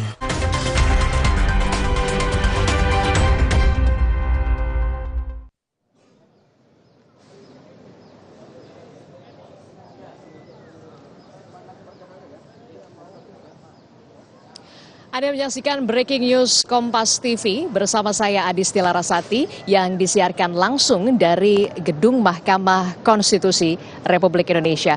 Saudara, hari ini merupakan sidang perdana yang digelar oleh Mahkamah Konstitusi untuk menangani gugatan sengketa hasil Pilpres 2024. Setidaknya, saudara, hari ini ada 2 sidang perdana yang akan digelar. Yang pertama akan digelar pada pukul 8 pagi ini dengan pemohon atau termohon yakni pasangan calon presiden dan juga calon wakil presiden Anies Muhaimin di Gedung Mahkamah Konstitusi. Sebelumnya, saudara, seperti yang kita ketahui bersama, Capres dan juga Cawapres Anies Muhaimin ini dan juga tim hukum Amin ini sudah mendaftarkan gugatan sidang sengketa Pilpres 2024 pada Jumat pekan lalu. Dan saudara, kita akan dengarkan langsung pernyataan dari calon presiden Anies Muhaimin dari dalam ruang sidang Mahkamah Konstitusi berikut ini. Bangsa dan negara kita ini sedang berada di dalam titik krusial, sebuah persimpangan yang akan menentukan arah masa depan kita. Apakah kita akan melanjutkan perjalanan kita menuju kedewasaan sebagai sebuah negara demokrasi yang matang, ataukah kita akan membiarkan diri tergelincir kembali ke bayang-bayang era sebelum reformasi yang justru kita hendak jauhi. Kita kita dihadapkan pada pertanyaan-pertanyaan fundamental yang menentukan. Apakah Republik Indonesia yang kita cintai ini akan menjadi negara yang menghargai dan memperjuangkan konstitusi sebagai pilar tertinggi demokrasi kita atau rule of law? Apakah kita akan mereduksi konstitusi menjadi sekedar alat untuk pelanggengan kekuasaan tanpa pengawasan, rule by law?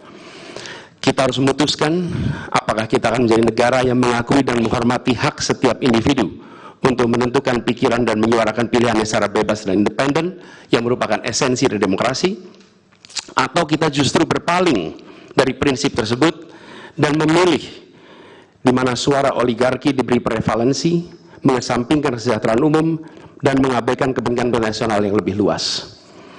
Ini adalah saat di mana kita harus menentukan komitmen kita terhadap nilai-nilai demokrasi, kedaulatan hukum, hak asasi manusia. Ini adalah waktu untuk menunjukkan bahwa Indonesia adalah bangsa yang besar.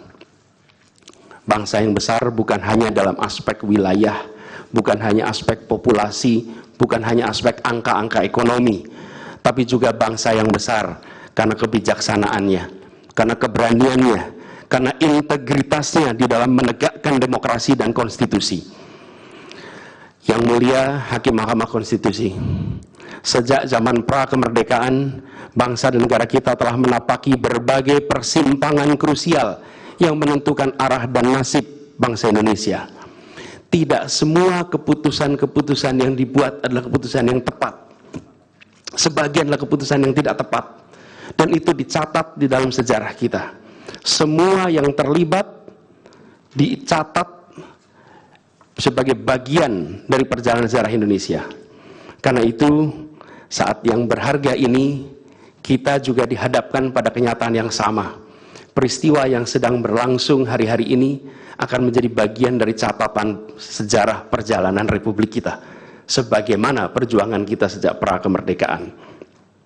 Ini adalah saatnya bagi kita di persimpangan yang kritis ini untuk mengambil pelajaran dari sejarah, berdiri dengan keberanian moral dan intelektual untuk menentukan masa depan kita dengan keputusan yang akan memperkuat pondasi demokrasi, memperkuat pondasi keadilan di dalam negara kita.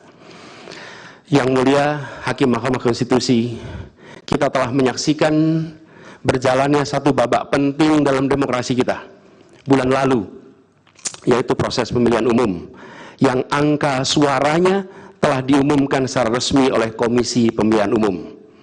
Tapi perlu kami garis bawahi dan kita semua sadari bahwa angka suara tak mutlak menentukan kualitas dari demokrasi. Tak otomatis mencerminkan kualitas secara keseluruhan.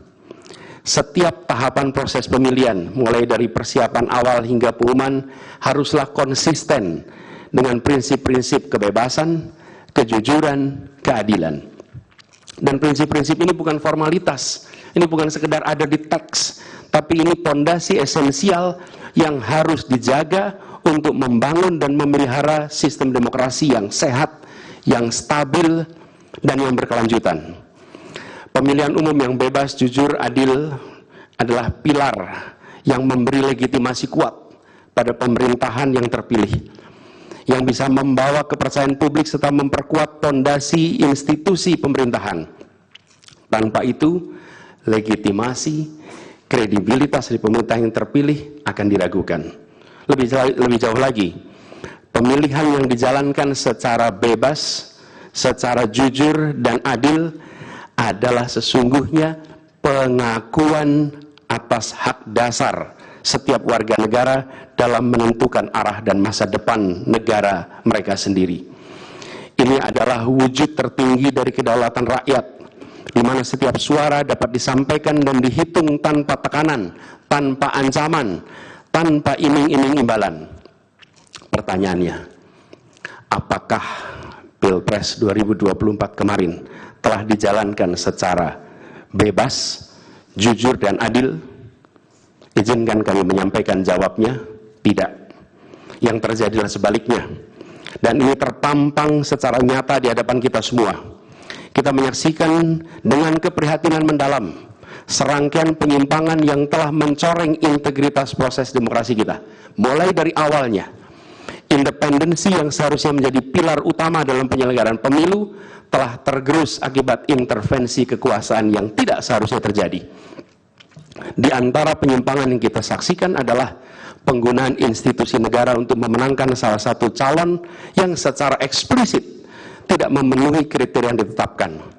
Terdapat pula praktek yang meresahkan, di mana aparat daerah mengalami tekanan, bahkan diberikan imbalan untuk mempengaruhi arah pilihan politik, serta penyalahgunaan bantuan-bantuan dari negara, bantuan sosial yang sejatinya diperuntukkan untuk kesejahteraan rakyat, malah dijadikan sebagai alat transaksional untuk memenangkan salah satu calon.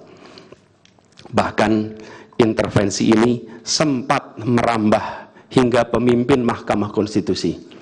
Ketika pemimpin Mahkamah Konstitusi yang seharusnya berperan sebagai jenderal benteng pertahanan terakhir menegakkan prinsip-prinsip demokrasi terancam oleh intervensi, maka pondasi negara kita, pondasi demokrasi kita berada dalam bahaya yang nyata. Lebih jauh lagi, skala penyimpangan ini tidak pernah kita lihat sebelumnya, Yang Mulia. Kita pernah menyaksikan penyimpangan seperti ini di skala yang kecil, pilkada, populasi kecil, tapi dalam skala yang amat besar dan lintas sektor baru kali ini kita semua menyaksikan. Karena itulah nanti izinkan kami nanti melalui tim hukum nasional dan Timnas Amin akan menyampaikan seluruh argumen dan bukti-buktinya atas penyimpangan dan pelanggaran kepada Yang Mulia Majelis Hakim Mahkamah Konstitusi ini. Kami, waktunya 2 menit lagi. Yang Mulia Hakim Mahkamah Konstitusi yang kami hormati, kami muliakan. Apa yang kita saksikan ini bukanlah peristiwa biasa. Ini adalah titik klimaks dari sebuah proses yang panjang. Penggerogotan atas demokrasi, di mana praktek-praktek intervensi dan ketaatan pada tata kelola pemerintahan secara pelan-pelan tergerus. Oleh karena itu, Yang Mulia Hakim Mahkamah Konstitusi, di hadapan Yang Mulia, kini terbentang satu momen paling krusial dalam perjalanan demokrasi kita.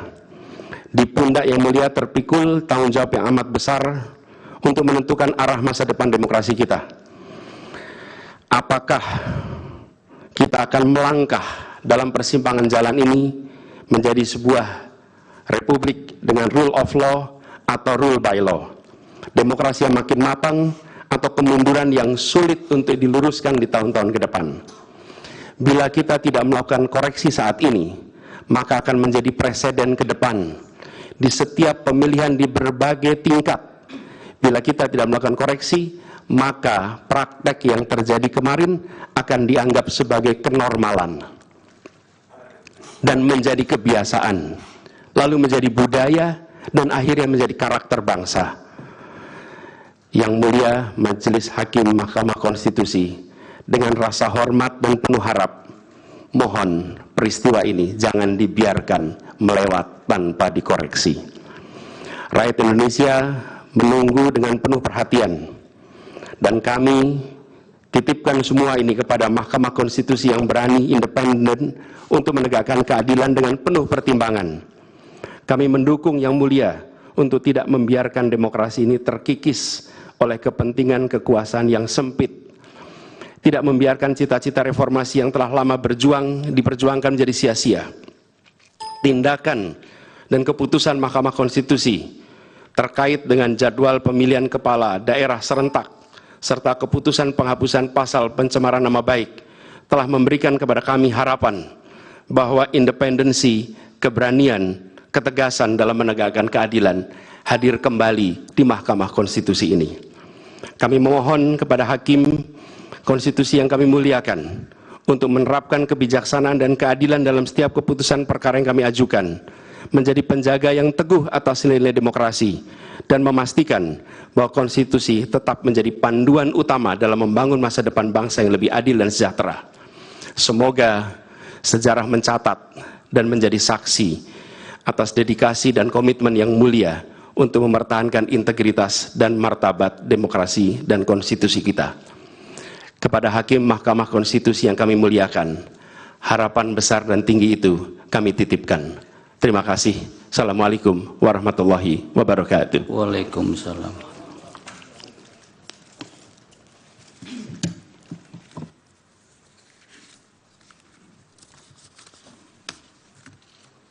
Baik. Melanjutkan. Melanjut. Ya, dari permohonan. Siapa juru bicara hari ini untuk Pak Ari CS? Kami mohon izin untuk membacakan ini, resume ini secara bergantian yang mulia. Hanya 2 orang yang diperbolehkan juru bicara untuk berbicara, termasuk penyampaian pokok-pokok permohonan. Mohon izin kalau boleh ditambah yang mulia, karena cukup agak banyak, lagi puasa. Nanti akan kami perlakukan sama. Pihak lain yang mulia. Seperti itu. Oh baik. Silakan. Baik yang mulia.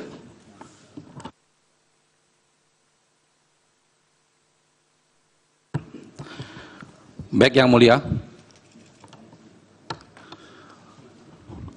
Kami akan menyampaikan ringkasan permohonan perselisihan pemilihan umum presiden dan wakil presiden tahun 2024. Kami akan sampaikan diikuti dengan PPT dan video yang kami tayangkan. Bismillahirrahmanirrahim. Assalamualaikum warahmatullahi wabarakatuh. Salam sejahtera, selamat pagi buat kita semua. Yang mulia Ketua dan segenap anggota Majelis Hakim Mahkamah Konstitusi. Sebelum kami menyampaikan permohonan ini, izinkan kami membacakan satu ayat Al-Quran. Oke, itu tadi baru saja kita simak pernyataan dari calon presiden Anies Mohaimin atau Anies Baswedan yang sudah melakukan pemohonan yang kita ketahui bersama sidang perdana gugatan hasil Pilpres 2024 di Mahkamah Konstitusi yang sudah digelar. Dan saudara, selanjutnya juru bicara dari tim hukum Anies Mohaimin akan juga membacakan secara langsung bagaimana permohonan dari gugatan sengketa hasil Pilpres yang salah satunya kita ketahui bersama adalah yang dimohonkan agar Mahkamah Konstitusi ini membatalkan hasil penetapan Pilpres 2024 yang sudah ditetapkan oleh KPU dan meminta MK untuk memutuskan adanya pemilu ulang. Dalam Breaking News Kompas TV, saya tidak sendiri, saya akan ditemani oleh pakar hukum tata negara, Profesor Juanda, dan Breaking News Kompas TV ini disiarkan langsung dari Gedung Mahkamah Konstitusi. Seperti yang kita ketahui bersama, saudara, hari ini Mahkamah Konstitusi ini akan menggelar 2 sidang perdana. Yang pertama adalah pada pukul 8 yang sudah kita saksikan bersama dari pemohon calon presiden Anies Baswedan dan juga calon wakil presiden Muhaimin Iskandar yang kita ketahui sebelumnya pada Jumat pekan lalu ini sudah mendaftarkan gugatan sengketa hasil Pilpres 2024. Dan nanti siang pada pukul 1 siang nanti giliran pasangan calon presiden yakni Ganjar dan juga calon wakil presiden Mahfud MD. Saya sudah bersama dengan pakar hukum tata negara di Gedung Mahkamah Konstitusi di studio mini Kompas TV. Selamat pagi, assalamualaikum. Selamat pagi, assalamualaikum warahmatullahi wabarakatuh. Ya, ini menjadi sejarah kita bersama setelah kemarin penetapan hasil Pilpres sudah diumumkan oleh KPU. Sepertinya bola panas kemudian tertuju ke Mahkamah Konstitusi dengan adanya 2 gugatan yang diajukan, baik itu untuk gugatan dari Anies Mohaimin dan juga Ganjar Mahfud. Kita berikan pemahaman dulu, Prof, sebelum kita langsung kepada substansi. Sebenarnya gugatan sengketa hasil Pilpres ini memang bisa diajukan dan seperti apa?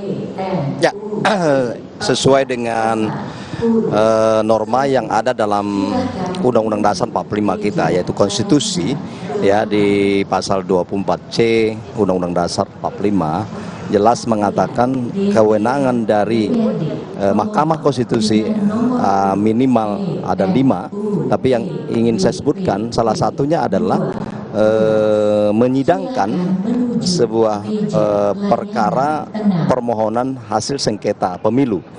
Itu sengketa pemilu itu bisa jadi dari Pilpres, bisa dari Pileg, bisa juga dari kepala daerah.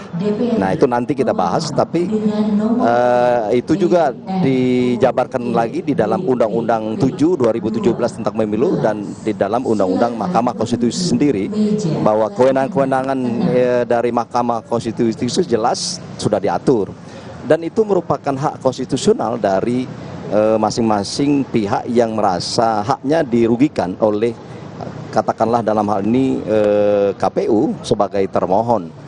Dan tentu yang merasa dipengaruhi atau diuntungkan dari putusan ini biasanya itulah yang terkait, pihak terkait.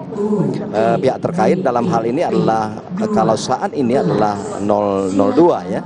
Nah, hak konstitusional ini sebenarnya memang sudah menjadi sebagai sebuah prinsip di dalam sebuah negara demokrasi. Saya mengatakan kalau kita flashback ke belakang, inilah untungnya kalau ada Mahkamah Konstitusi. Kalau sebelum adanya Mahkamah Konstitusi, reformasi dulu tidak ada Pilpres itu berujung di Mahkamah Konstitusi. Setelah misalnya dulu memang dengan sistem pemilihan oleh MPR, maka apa yang diputuskan oleh MPR selesai. Dengan pemilihan langsung presiden, pileg, dan kepala daerah, maka ketika ada yang merasa dirugikan kepentingan, maka diajukanlah ke Mahkamah Konstitusi. Ini sebenarnya merupakan sebuah terobosan dalam kerangka kita bernegara, berkonstitusi, dan dalam rangka mencari keadilan.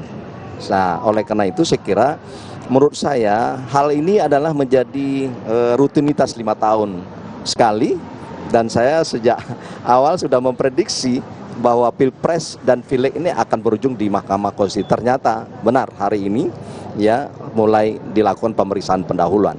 Oke, dan kita juga tadi sudah melihat bagaimana sebagai pemohon yakni calon Presiden Anies Baswedan juga Muhaimin Iskandar juga sudah mengikuti atau menjalani sidang perdana di Mahkamah Konstitusi dengan yang dipimpin oleh Hakim MK yakni Suhartoyo begitu ya. Nah, untuk sidang perdana ini kan adalah sidang pendahuluan begitu ya. Nah, nanti saya akan tanyakan apa yang menjadi agendanya, isinya apa saja untuk sidang pendahuluan ini, tapi jangan dijawab dulu Prof. Tetaplah bersama kami di Breaking News Kompas TV yang disiarkan langsung dari Gedung Mahkamah Konstitusi.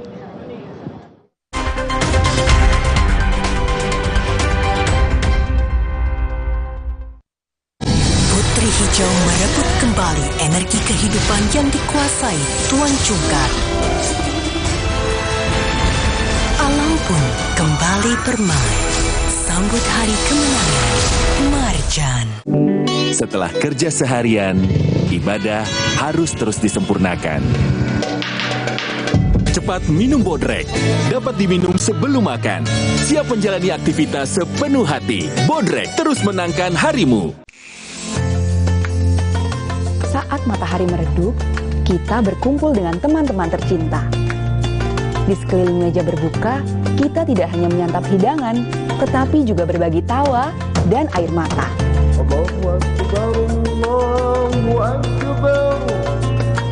Inilah momen di mana perbedaan pudar dan persahabatan berkembang.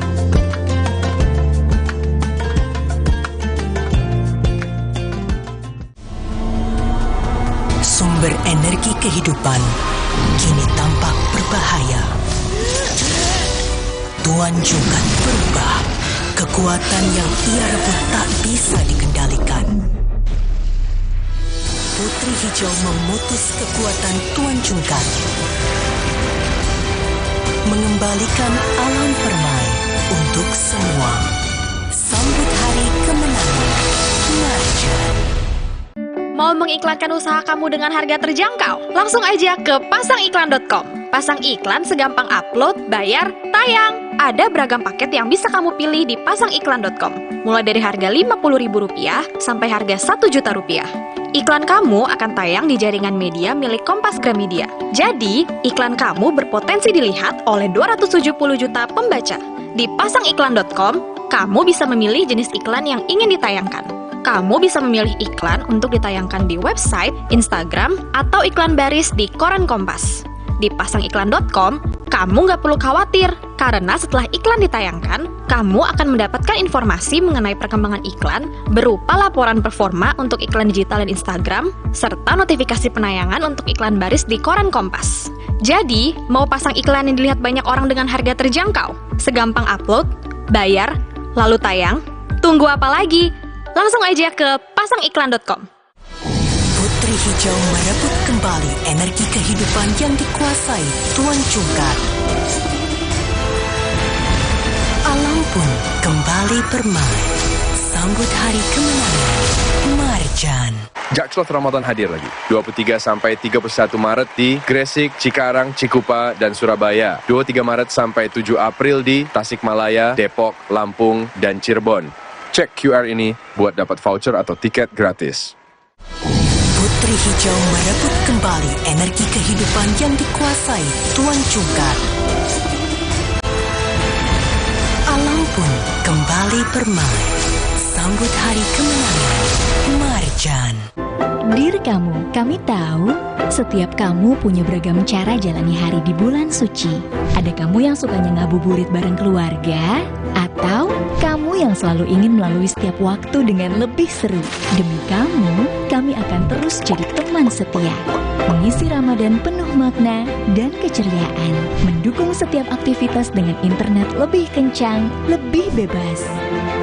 Ramadan ini demi kamu. Putri Hijau merebut kembali energi kehidupan yang dikuasai Tuan Cungkar. Alam pun kembali bermain. Sambut hari kemenangan Marjan.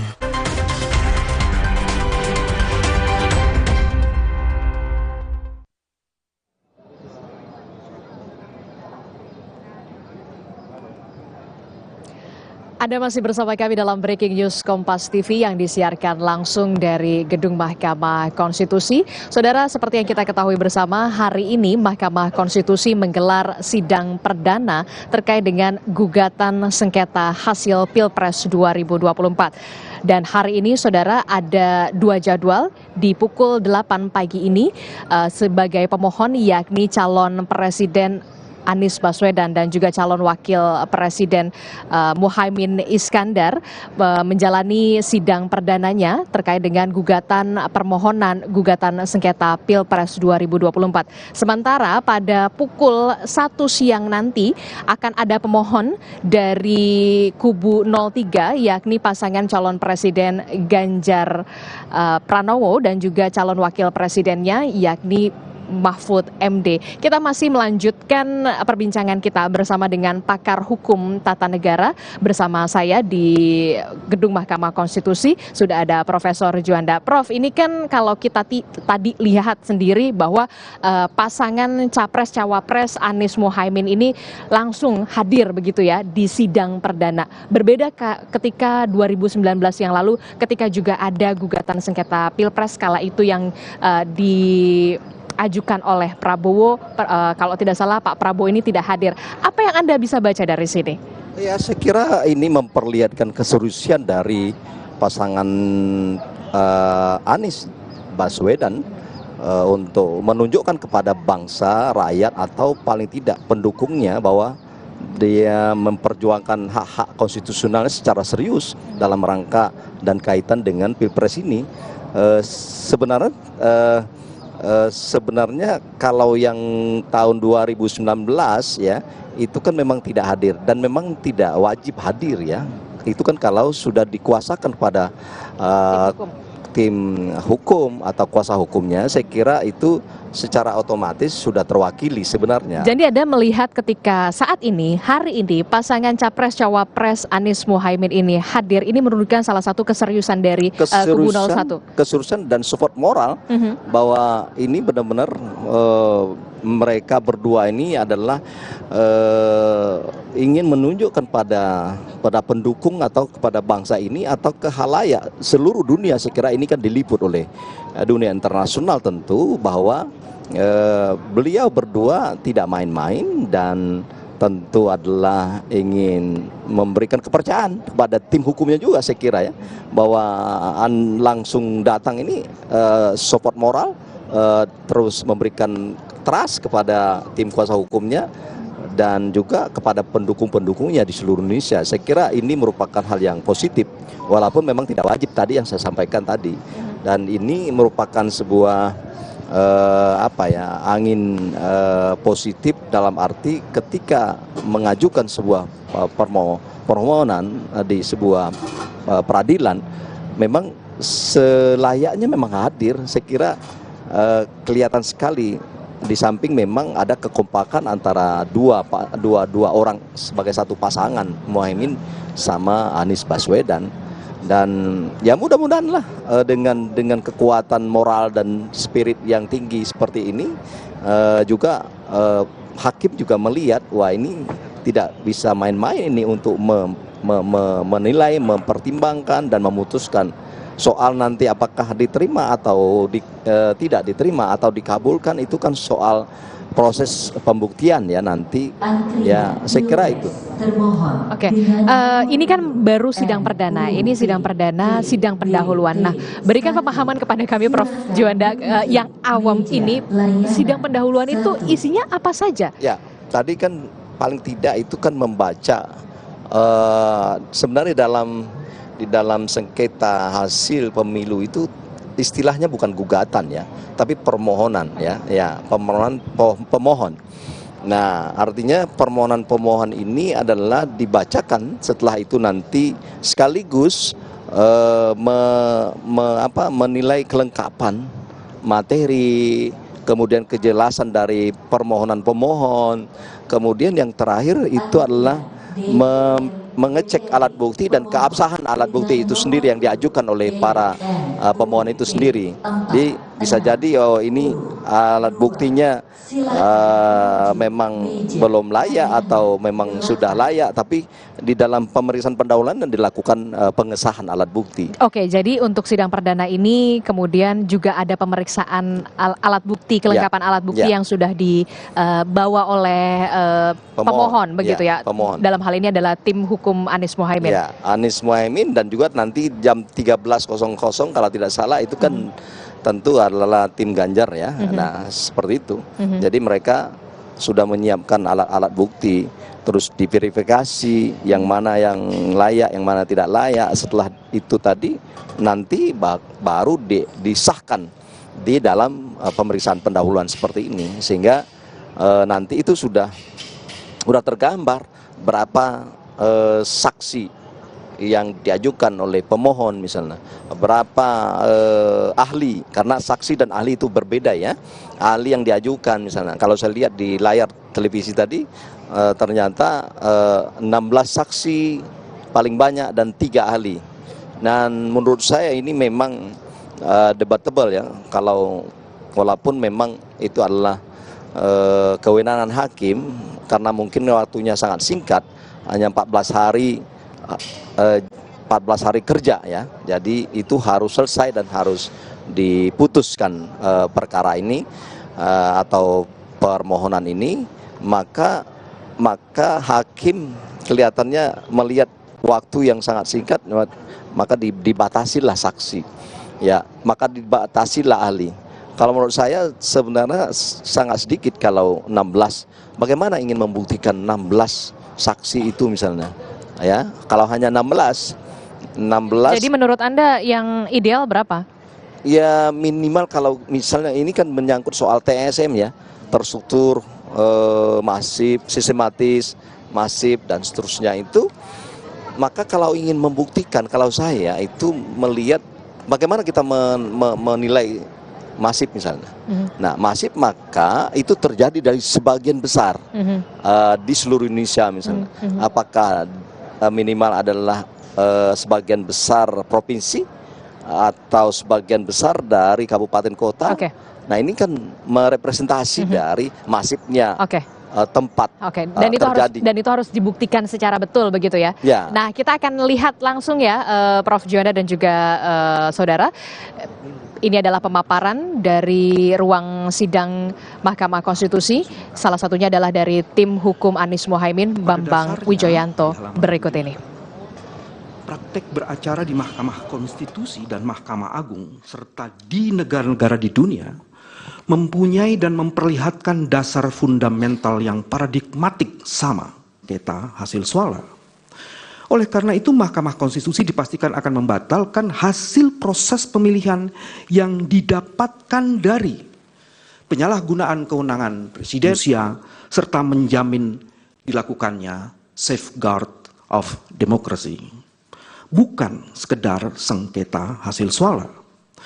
Oleh karena itu, Mahkamah Konstitusi dipastikan akan membatalkan hasil proses pemilihan yang didapatkan dari penyalahgunaan kewenangan presiden, kekuasaan dan penyelenggara pemilu, serta pelanggaran dan kecurangan yang berat dan akut dalam proses penyelenggaraan pemilu dan pilpres.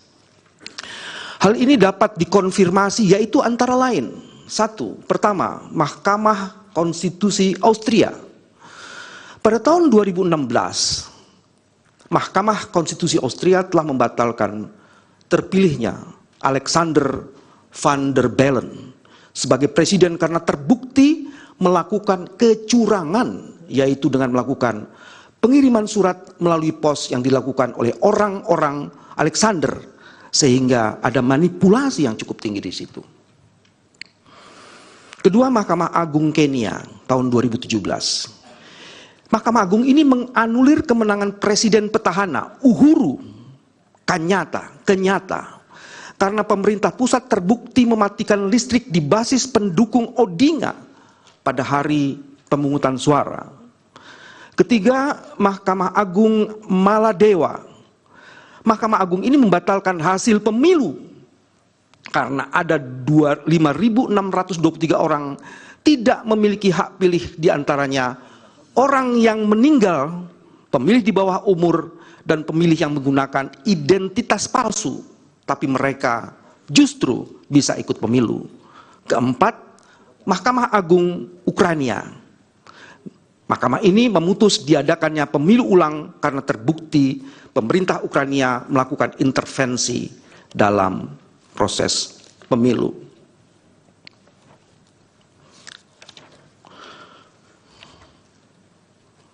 Saya lanjutkan ke halaman 7 poin. Maaf.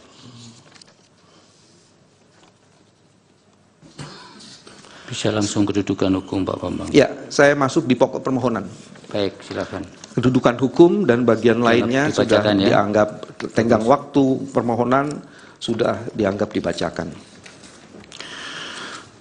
Alasan permohonan pembatalan hasil pemilihan disampaikan atas dasar terjadinya rangkaian pelanggaran terukur dan pelanggaran-pelanggaran yang secara kualitatif menguntungkan pasangan calon 02, namun sebaliknya merugikan pemohon. Hasil pemilu berdasarkan rekapitulasi yang ditetapkan oleh KPU melalui SK KPU dikemukakan urutan perolehan suara. Tidak kami bacakan. Hasil perhitungan suara untuk 02 di atas diperoleh dengan cara yang melanggar azas pemilu dan prinsip penyelenggaraan pemilu bebas, jujur, dan adil.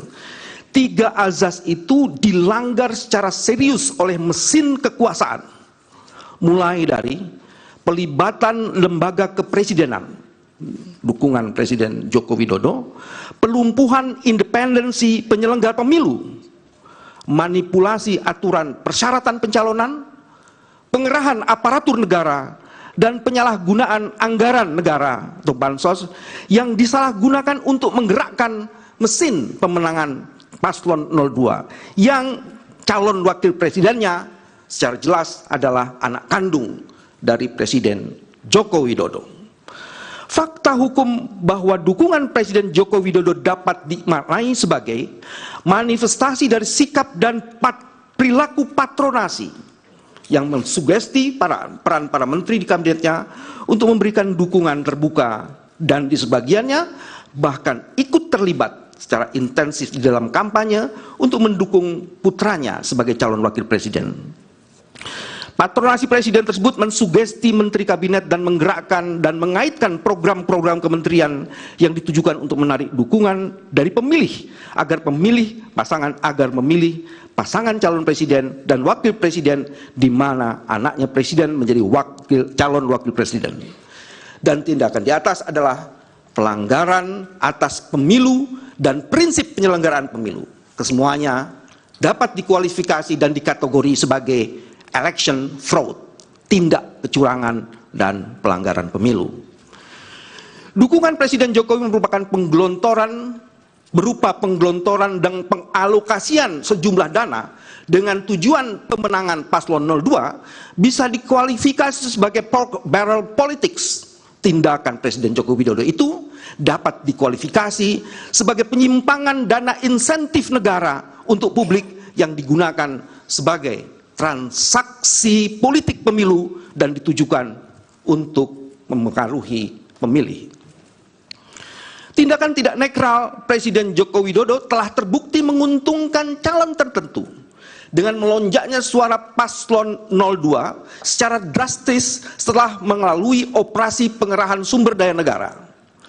Sebelum Agustus 2023, Prabowo Subianto menurut survei berkisar di angka 24,6% Oktober 2023. Di saat dipasangkan dengan putar Presiden Joko Widodo, suara pasangan tersebut naik di atas 30% dan melejit sampai di angka 51,8% pada bulan Februari 2024 sebelum pemungutan suara. Dengan menyandingkan survei, ada di capture majelis.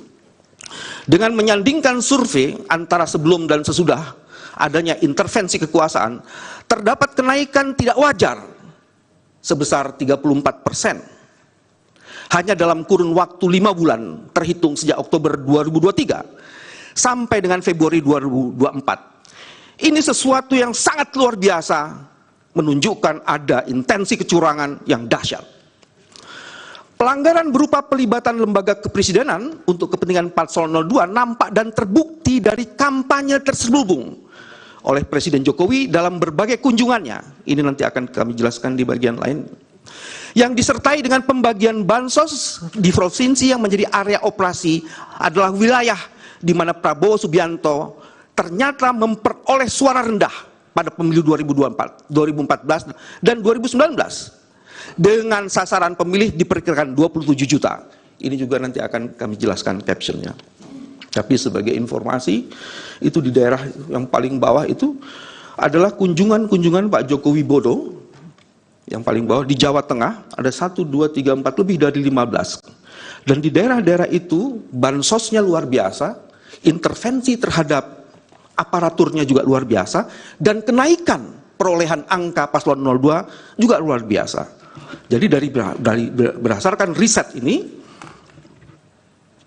dapat ditentukan bahwa intervensi bansos, penggunaan aparat negara itu mempengaruhi peningkatan suara. Nanti PPT-nya ini dibagi untuk hakim dan juga untuk para pihak ya Pak? Ya, kami akan serahkan semuanya setelah presentasi ini. Baik. Di halaman selanjutnya majelis, halaman 13, itu juga hasil survei Pak Prabowo beberapa tahun. Coba tolong jelaskan.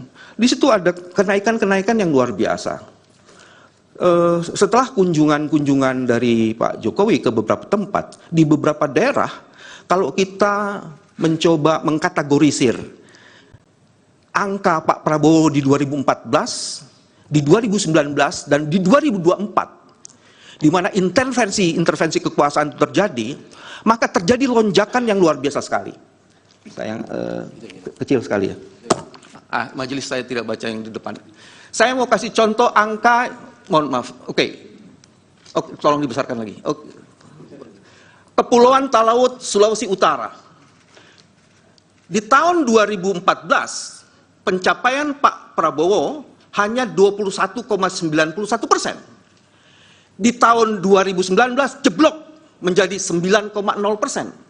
Tapi di tahun 2024 menjadi 75,39%, itu artinya incredible. Terjadi penaikan 66 6,38%. Dan kami meyakini angka itu terjadi bukan karena kehebatan pemilih dalam memilih calon terbaiknya, tapi ada intervensi yang luar biasa terhadap bansos, dari bansos, kunjungan-kunjungan, dan sebagian aparatur, serta the oath of the president's man. Itu yang terjadi dan kami yakini. Kami lanjutkan majelis. Saya masuk ke halaman 14 sekarang. Terjadi pengkhianatan terhadap konstitusi dan pelanggaran azas bebas, jujur, dan adil. KPU atau termohon secara sengaja menerima pencalonan pasangan calon di nomor urut 2 secara tidak sah dan melanggar hukum. Meskipun mengetahui usia putra presiden pada saat mendaftar berdasarkan peraturan KPU nomor 19 tahun 2023 tentang pencalonan peserta pemilihan umum atau PKPU 19 tahun 2023 tidak memenuhi syarat. Proses pendaftaran Gibran tidak sah karena komisioner KPU menerima dan memverifikasi berkas pendaftaran calon Gibran tanpa lebih dulu merevisi PKPU 19 tahun 2023. Putusan DKPP yang dibacakan di saat pemungutan suara tinggal menyisakan beberapa hari, ya ini diputus tanggal 5 Februari, sedangkan pemungutan suara 14 Februari, merupakan peristiwa hukum yang spesifik dalam pemilu presiden 2024 yang belum pernah terjadi sepanjang sejarah penyelenggara pemilu. Kondisi spesifik ini belum diantisipasi dalam peraturan perundangan tentang pemilihan presiden in kasu undang-undang pemilu. Sehingga dalam hal peristiwa hukum tersebut dilaporkan dan dimohon keadilannya kepada Bawaslu dipastikan akan dinyatakan lewat waktu. Penyelesaian kondisi spesifik demikian masih mungkin dilakukan melalui peradilan perselisihan hasil karena tahapan Pilpres 2024 belum selesai, karena belum ditetapkan pasangan calon terpilih dan belum dilakukan pelantikan sebagai tahapan akhir pemilu. Terlebih lagi karena kondisi spesifik sedemikian menyebabkan adanya ketidakpastian hukum dalam penyelesaian tahapan pemilihan presiden. Argumentasi ini berdasarkan pada jurisprudensi putusan Mahkamah nomor 135 tahun 2021 yang menetapkan posisi kasus tidak sama persis, namun rasio disendinya dalam pertimbangan hukum Mahkamah Konstitusi pada putusan akuo relevan untuk dijadikan dasar dan memeriksa dan mengadili perkara dalam permohonan. Adapun mengenai hal mengadili secara substantif peristiwa hukum yang spesifik tersebut, pemohon menyampaikan fakta hukum secara notoire feiten diketahui publik, yaitu sebagai berikut. Saya tidak bacakan semuanya, ada beberapa majelis itu di halaman 15. Yang pertama, pendaftaran bakal calon presiden dan wakil presiden dibuka 19 Oktober sampai 25 Oktober. Ada putusan Mahkamah nomor 90, itu tanggal 17 Oktober, jadi hanya berjarak 2 hari. Pasca putusan Mahkamah dibacakan, termohon tidak segera mengubah, maksudnya MK tidak segera mengubah syarat calon dengan usia boleh di bawah 40 tahun, sepanjang telah pernah atau sedang menjadi kepala daerah. Termohon tidak segera menetapkan PKPU perubahan syarat calon, tetapi justru membuat surat edaran kepada partai politik serta pemilu partai politik peserta pemilu yang mempunyai hak untuk mengajukan pasangan calon calon presiden dan wakil presiden bahwa terdapat perubahan syarat usia 40 tahun. Terus juga tindakan-tindakan termohon itu ternyata melanggar prosedur yang dikonfirmasi dari keputusan KPU nomor 1632 tahun 2023 tentang penetapan pasangan calon dan seterusnya. Maka menurut kami seharusnya permohon tidak dapat menerima pendaftaran bakal calon yang belum berusia 40 tahun in kasu bakal calon presiden putra Joko Widodo yang berpasangan dengan Prabowo Subianto. Saya lanjutkan di halaman selanjutnya.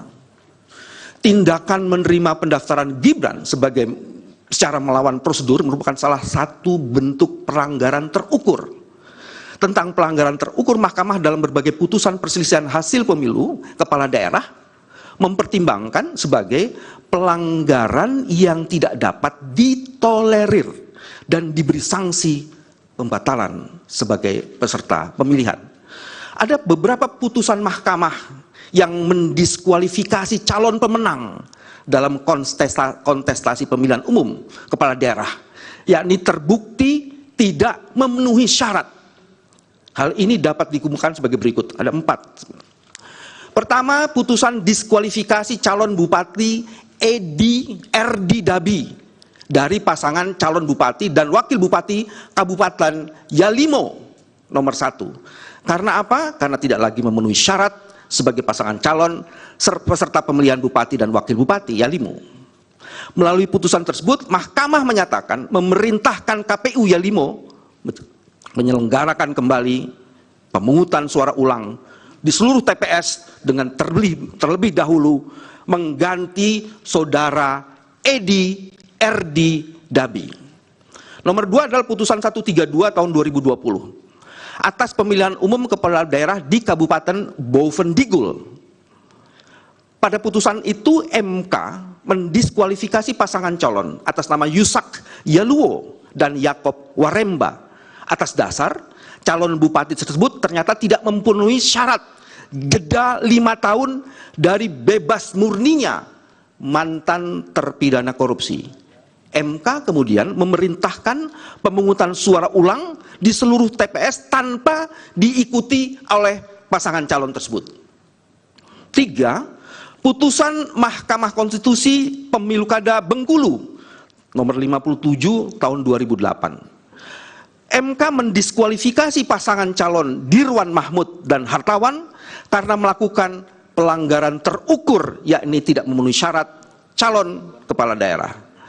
Sama halnya dengan putusan Pilkada Kota Tebing Tinggi nomor 12 tahun 2010, MK pun mendiskualifikasi pasangan calon karena melakukan pelanggaran terukur, yakni tidak memenuhi syarat calon.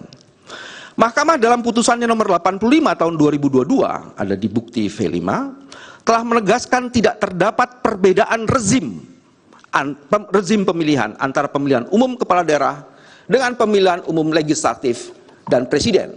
Sehingga adalah tepat menurut kami jika MK memutuskan diskualifikasi Gibran karena adanya kondisi spesifik yang sama dengan perkara-perkara sengketa pemilu kada yang tadi disebutkan di atas.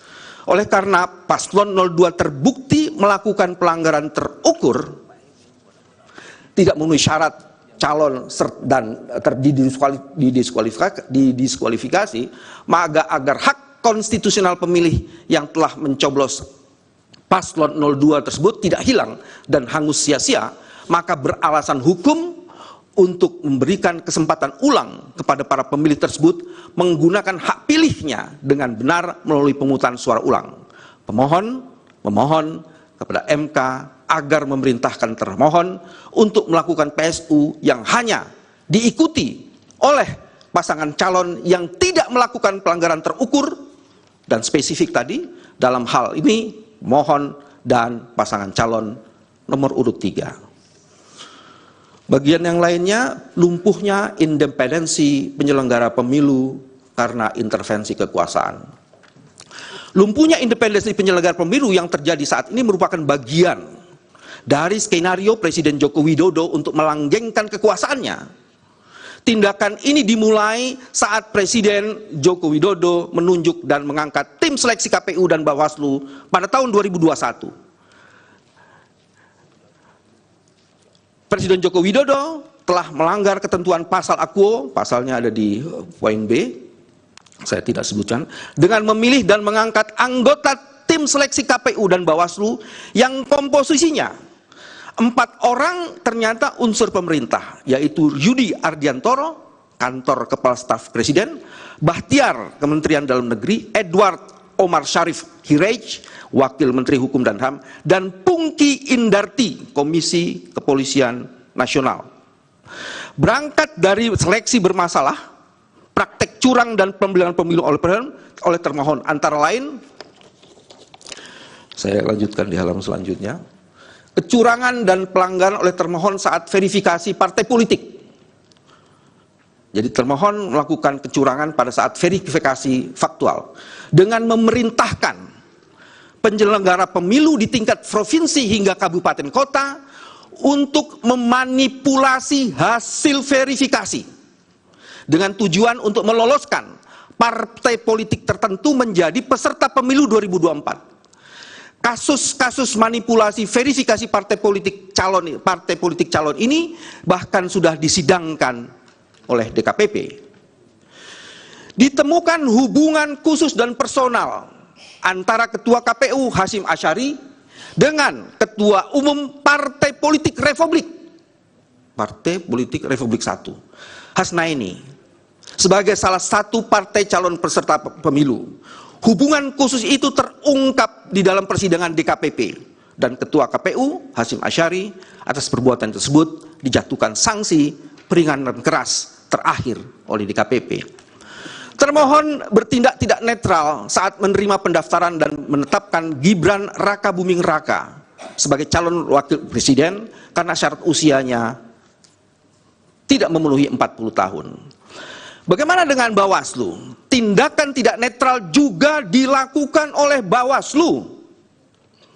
Bawaslu tidak memproses secara profesional tindakan wakil menteri desa yang mengumpulkan orang untuk menggalang dukungan kepada calon pasangan Prabowo Gibran, sampai dengan perbuatan jajaran Menteri Pertahanan yang memanfaatkan fasilitas Kementerian Pertahanan untuk mengkampanyekan Prabowo Gibran. Nanti buktinya kami akan serahkan dan detailnya. Ini tindakan-tindakan. Ada beberapa tindakan yang lainnya adalah poin ketiga di halaman 18. Bawaslu juga melakukan pelanggaran netralitas dengan tidak melakukan pengawasan aktif berupa identifikasi, strip penelitian, dugaan pelanggaran termohon. Karena meloloskan Gibran Raka Buming Raka sebagai calon presiden, calon wakil presiden, sebagai temuan pelanggaran pemilu. Padahal hal demikian merupakan tugas Bawaslu. Apalagi di dalam salah satu cross eksaminasi di DKPP, ternyata belum ada berita acara yang dikonfirmasi oleh Bawaslu tentang proses pendaftaran itu. Dan ada tindakan yang tidak bertanggung jawab dari Bawaslu mengenai hal itu. Saya akan lanjutkan lagi di poin selanjutnya. Langsung di halaman 20 atau 21. Soal nepotisme paslon 02 menggunakan lembaga kepresidenan. Nepotisme paslon 02 dengan menggunakan lembaga kepresidenan bukan sesuatu yang kebetulan dan terjadi begitu saja. Nepotisme ini terjadi sebagai dampak ikutan dari ambisi Presiden Jokowi untuk melanggengkan kekuasaannya. Nanti akan ada flowchart yang akan menjelaskan itu. Oh ya, Majelis, ini ada flowchart yang kami jelaskan. Saya akan singkat saja, tidak membacakan, jadi saya publik mengetahui karena ini fakta noto. Pertama kali akan menambah periode masa jabatan presiden. Instrumennya amandemen Undang-Undang Dasar 1945 oleh pembantu Jokowi. Itu terjadi mulai Maret 22. Dan ada pengarahan aparatur desa untuk 3 kali masa jabatan presiden. Ini gagal. Usaha yang kedua adalah memperpanjang masa jabatan. Ada instrumen dan framing yang berkali dilakukan melalui media, melalui wacana dari para menterinya. Itu November 2022. Jadi setelah Maret, upaya yang pertama gagal, masuk upaya yang kedua. Ini pun melakukan kegagalan. Dan kita sekarang sedang dalam periode ketiga, menentukan presiden berikutnya. Inilah yang dilakukan oleh Presiden Jokowi. Jadi instrumennya adalah, menurut pendapat kami, putusan MK nomor 90 tahun 2023 dilanjutkan dengan mengendalikan penyelenggara pemilu, mengkooptasi alat-alat kekuasaan negara, menjinakkan partai politik. Dan ini yang mengakibatkan, setelah tadi prinsipal kami sudah mengemukakan, ada konsekuensi Indonesia sekarang ada di persimpangan jalan. Apakah kekuasaan pemilihan presiden akan tetap berada di tangan rakyat sesuai pasal 1 Undang-Undang Dasar 1945, ya, terjemahannya seperti itu, atau pemilihan presiden justru ditentukan oleh presiden sebelumnya. Perpanjangan masa jabatan presiden digularkan, ini detail informasinya, oleh Menteri Koordinator Kemaritiman dan Investasi Luhut Binsar Panjaitan. Menteri Luhut mengaku ide tersebut berasal dari big data pengguna media sosial di Indonesia sebesar 110 juta. Dan kemudian selain Menteri Luhut, ada juga Menteri Bahlil Lahdalia yang mengungkapkan persoalan yang sama. Atas wacana tersebut,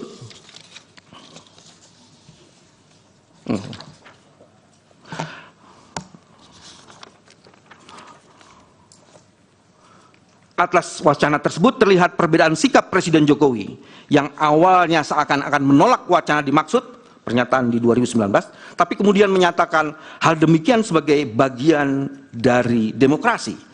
Itu pernyataan tahun 2022. Sikap inkonsistensi ini menunjukkan adanya motif yang sungguh sangat terang benderang dari Presiden Jokowi untuk melanggengkan kekuasaannya. Selain tidak tegas terhadap berbagai upaya menteri yang secara nyata menabrak konstitusi, upaya pelanggengan kekuasaan oleh Presiden Jokowi juga terbaca dengan sangat terang setelah beliau menyatakan dengan tegas akan campur tangan dengan cawe-cawe dalam pemilu 2024. Pernyataan tersebut disampaikan pada saat bertemu dengan para pemimpin redaksi media serta konten kreator pada 29 Mei 2023. Pernyataan Presiden Jokowi di atas bererat kaitannya dengan permohonan pengujian Undang-Undang Pemilu oleh Almas Sakib Biru yang menyoal syarat usia capres dan cawapres yang diajukan pada tanggal 2 Agustus 2023. Ada dua fakta yang dapat digunakan untuk membaca hubungan antara dua peristiwa ini, yaitu peristiwa pertama, posita alasan permohonan pengujian Undang-Undang Pemilu oleh Almas sebenarnya tertuang dalam putusan nomor 90, secara eksplisit menyatakan Gibran Rakabuming Raka sebagai sosok potensial yang menjadi bakal calon presiden atau calon wakil presiden. Lebih lanjut, Almas dalam permohonan pengujiannya pasal 169 huruf Q Undang-Undang Pemilu menyatakan sebagai pengagum Gibran Rakabuming Raka. Dengan demikian, peristiwa pernyataan Presiden Jokowi akan cawe-cawe dalam pemilu dengan permohonan Almas adalah satu rangkaian yang saling terkait dan tidak berjalan sendiri-sendiri. Hal ini terlebih lagi tidak lama setelah itu ada putusan nomor 90 dan kemudian dilanjutkan Gibran Rakabuming Raka resmi mendaftar sebagai pasangan calon. Sebagai penyelenggara negara, padahal Presiden terikat dengan sumpah jabatannya yang diucapkan saat dilantik sebagaimana tersebut dalam pasal 9 ayat 1 Undang-Undang Dasar. Mohon izin menyebutkan ini karena ini sangat penting. Demi Allah, begitu kata sumpah jabatan presiden. Demi Allah saya bersumpah akan memenuhi kewajiban sebagai Presiden Republik Indonesia atau Wakil Presiden Republik Indonesia dengan sebaik-baiknya dan seadil-adilnya memegang teguh Undang-Undang Dasar dan menjalankan undang-undang dan peraturannya dengan seluruh-seluruhnya serta berbakti untuk nusa, kepada nusa dan bangsa. Frasa bersumpah akan memenuhi kewajibannya dengan sebaik-baiknya dan seadil-adilnya mengandung arti bahwa Presiden harus berada di atas dan untuk semua kelompok dan golongan, berlaku yang seadil-adilnya dalam konteks penyelenggaraan pemilu. Harus dimaknai bahwa Presiden akan bertindak netral, tidak memihak serta tidak bertindak untuk menguntungkan salah satu pasangan calon atau merugikan pasangan calon lainnya. Sikap netral Presiden serta penyelenggara negara lainnya juga merupakan amanat Undang-Undang Pemilu, yakni pasal 26 ayat 2 Undang-Undang Pemilu. Majelis, saya tidak bacakan selanjutnya. Ada juga pengangkatan penjabat kepala daerah yang masif. Sebentar Pak Bambang, kalau sekiranya capek, ini majelis tadi mempertimbangkan karena ini puasa, mungkin bisa ditambah 1 dan nanti kami perlakukan sama dengan untuk pihak yang lain. Baik. Terima kasih majelis. Baik. Memang lelah majelis, tapi apa artinya kelelahan? Karena kami harus menegakkan aturan demokrasi seluruh-seluruhnya. Ya sudah, itu di penambahan itu saja yang direspon, jangan yang lain. Ya, terima kasih. Terima kasih majelis. Nanti akan teman-teman saya akan membacakan. Ini ada poin 4 huruf A. Itu penunjukan pejabat kepala daerah yang dilakukan oleh pemerintah itu ternyata tidak memenuhi standar yang ditentukan oleh putusan MK majelis, yaitu putusan MK nomor 55.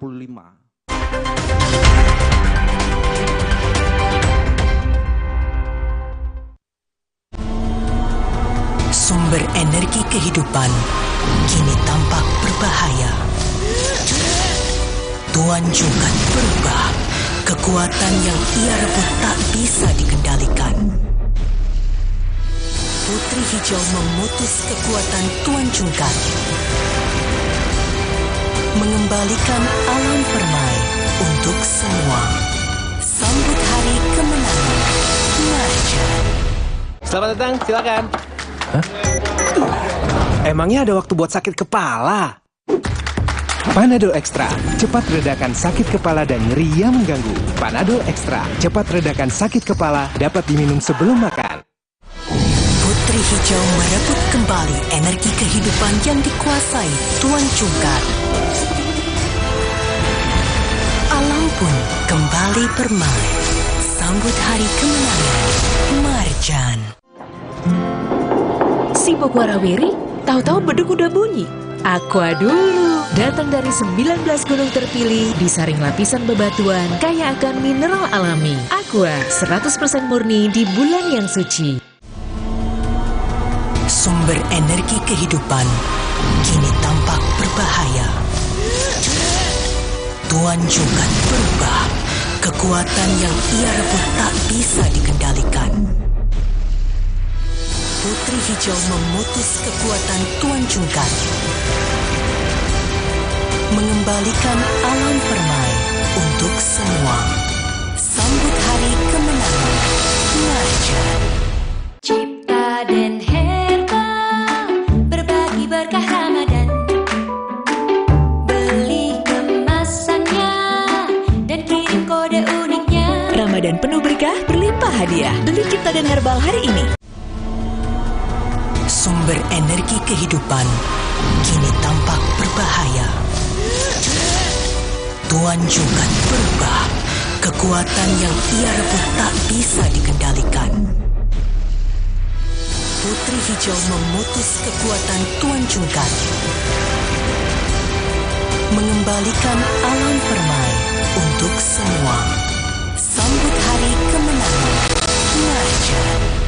Hijabers, ini shampoo yang match buat kita karena ada serumnya. Baru, Serasoft Serum Shampoo Hijab 3-in-1. Rambut jadi 3 kali lebih lembut, gak lepek, dan gak ketombean. Serasoft Serum Shampoo Hijab 3-in-1. Try and feel the difference.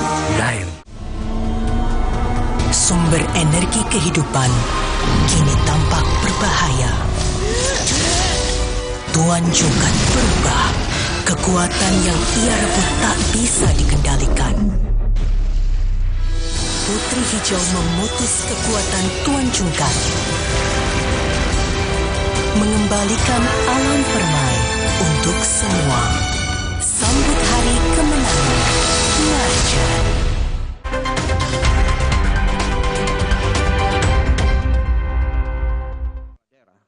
Ini ada peta sebarannya. Terima kasih Anda masih bersama kami dalam Breaking News Kompas TV yang disiarkan langsung dari Mahkamah Konstitusi Republik Indonesia. Saudara, yang seperti kita ketahui dalam ruang sidang tadi, salah satu kuasa hukum dari atau tim hukum dari Anies Mohaimin yakni Bambang Wijoyanto masih memaparkan soal bagaimana permohonan gugatan sengketa hasil Pilpres 2024. Kita akan menuju ke ruang sidang untuk menyaksikan jalannya sidang perdana gugatan hasil sengketa Pilpres 2024 berikut ini. Di Barat unggul 65,4%. Di Gorontalo unggul 65,24%. Di Sulawesi Tenggara unggul 71,11%. Di NTT unggul 61%. Yang saya sebut semua itu adalah yang di atas 60%. Kalau 40-50% itu banyak. Ini yang luar biasa banyaknya. Di Papua, Pegunungan Tengah, Papua 64,56%. Majelis Hakim juga ada, kami jelaskan di halaman 26, penjabat kepala daerah menggerakkan struktur di bawahnya. Ya.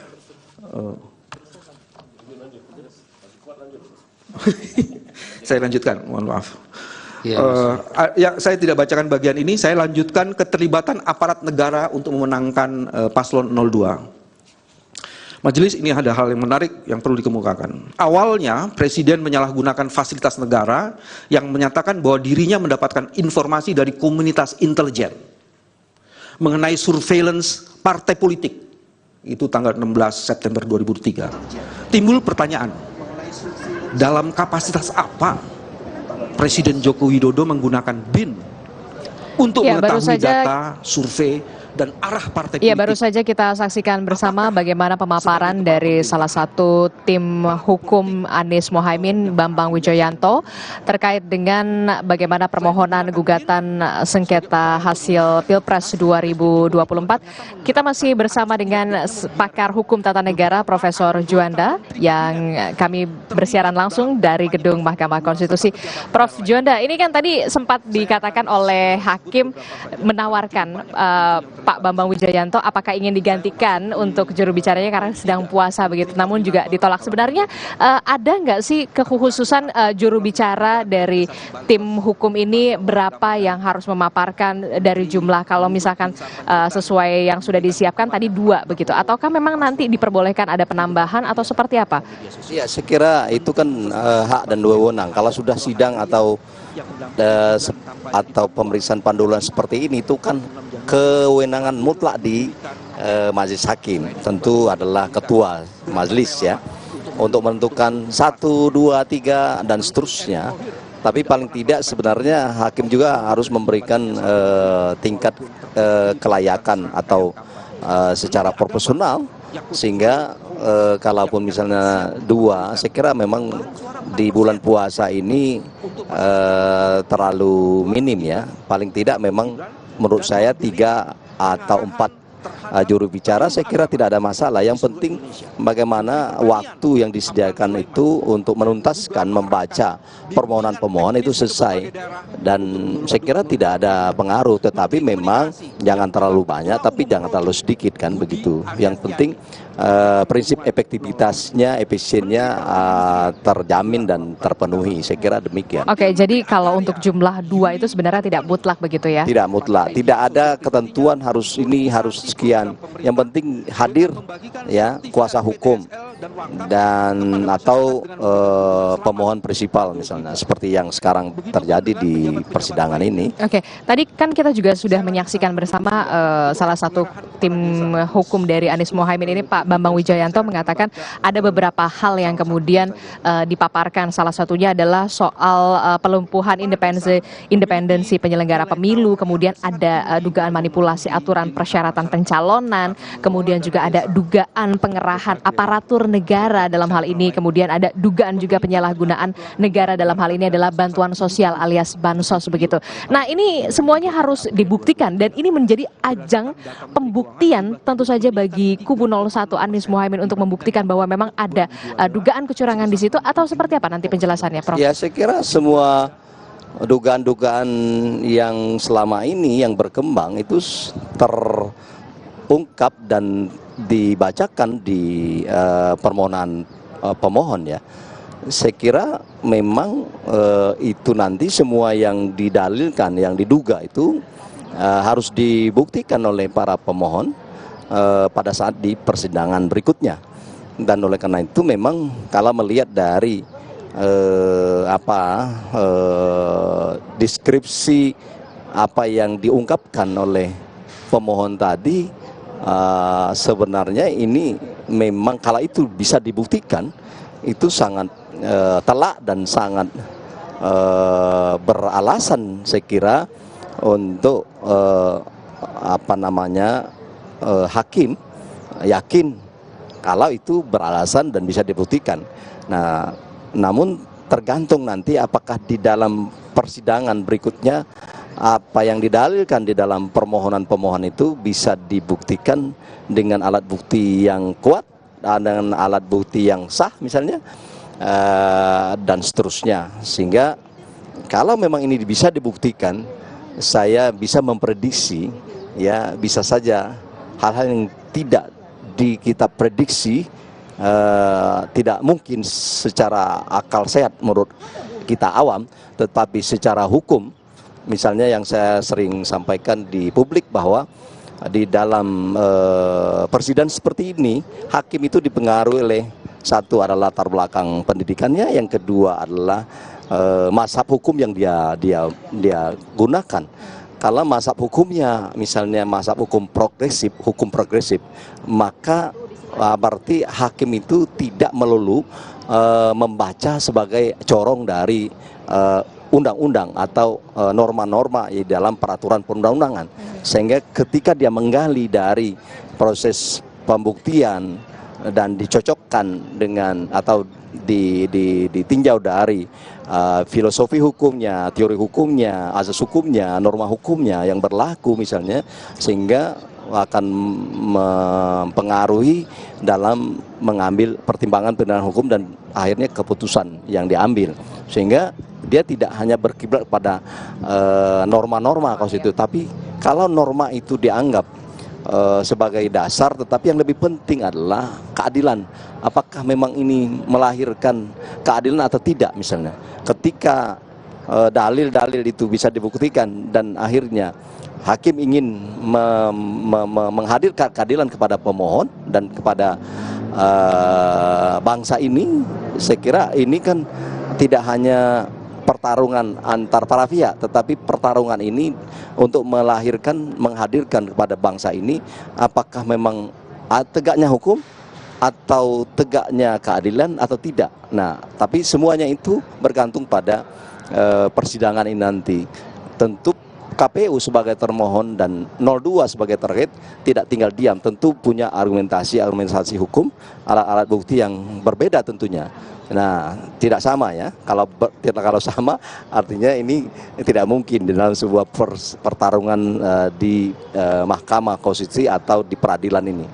Oke, kan kalau tadi kita melihat bagaimana pihak pemohon, tapi juga yang kemudian hadir adalah pihak termohon. Dalam hal ini adalah KPU, kemudian juga ada Bawaslu, begitu ya, dan ada KPU dan juga Bawaslu pihak termohonnya. Nah, kalau kita tadi yang termohon hanya KPU. Oh, hanya KPU. Hanya KPU. Oke. Bawaslu tidak, karena yang digugat ini, objek sengketa ini adalah keputusan KPU tentang penetapan hasil pemilu. Oke. Nah, tapi Bawaslu itu hanya diminta keterangan ya sebagai bukan terkait juga, tetapi pihak-pihak yang dianggap mengetahui ada kaitannya dengan soal pemilu ini.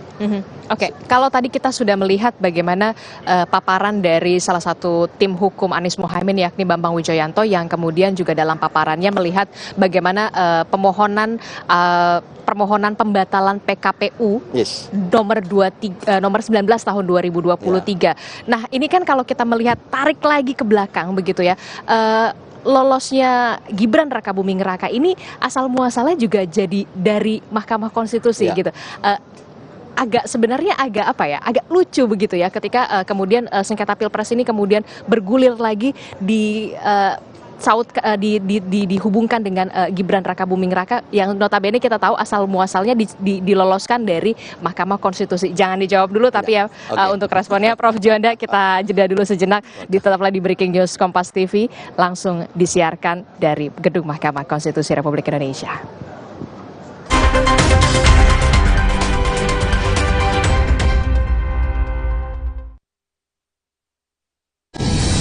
Hijau merebut kembali energi kehidupan yang dikuasai Tuan Cungkar.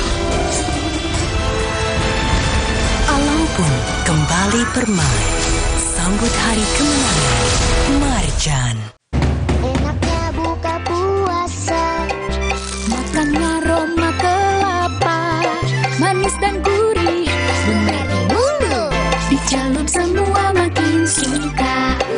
Manis dari air kelapa, gurih dari dari daging kelapa. Terasa juga manis lapanya. Ramadan di rumah wajib ada. Durinya kelapa asli, hangatkan Ramadan. Putri Hijau merebut kembali energi kehidupan yang dikuasai Tuan Cungkar. Alam pun kembali bermain. Sambut hari kemenangan Marjan. Selamat datang, silakan. Emangnya ada waktu buat sakit kepala? Panadol Extra, cepat redakan sakit kepala dan nyeri yang mengganggu. Panadol Extra, cepat redakan sakit kepala, dapat diminum sebelum makan. Sumber energi kehidupan kini tampak berbahaya. Tuan Cungkar berubah. Kekuatan yang ia rebut tak bisa dikendalikan. Putri Hijau memutus kekuatan Tuan Cungkar. Mengembalikan alam permai untuk semua. Sambut hari kemenangan Marjan. Jakslot Ramadan hadir lagi 23 sampai 31 Maret di Gresik, Cikarang, Cikupa, dan Surabaya. 23 Maret sampai 7 April di Tasikmalaya, Depok, Lampung, dan Cirebon. Cek QR ini buat dapat voucher atau tiket gratis. Putri Hijau merebut kembali energi kehidupan yang dikuasai Tuan Cungkar. Alam pun kembali bermain. Sambut hari kemenangan Marjan. Saat matahari meredup, kita berkumpul dengan teman-teman tercinta. Di sekeliling meja berbuka, kita tidak hanya menyantap hidangan, tetapi juga berbagi tawa dan air mata.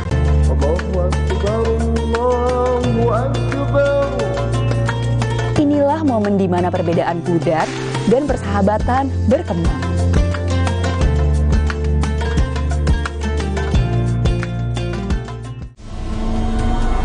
Sumber energi kehidupan kini tampak berbahaya. Tuan Cungkar berubah. Kekuatan yang ia rebut tak bisa dikendalikan. Putri Hijau memutus kekuatan Tuan Cungkar. Mengembalikan alam permai untuk semua. Sambut hari kemenangan Marjan.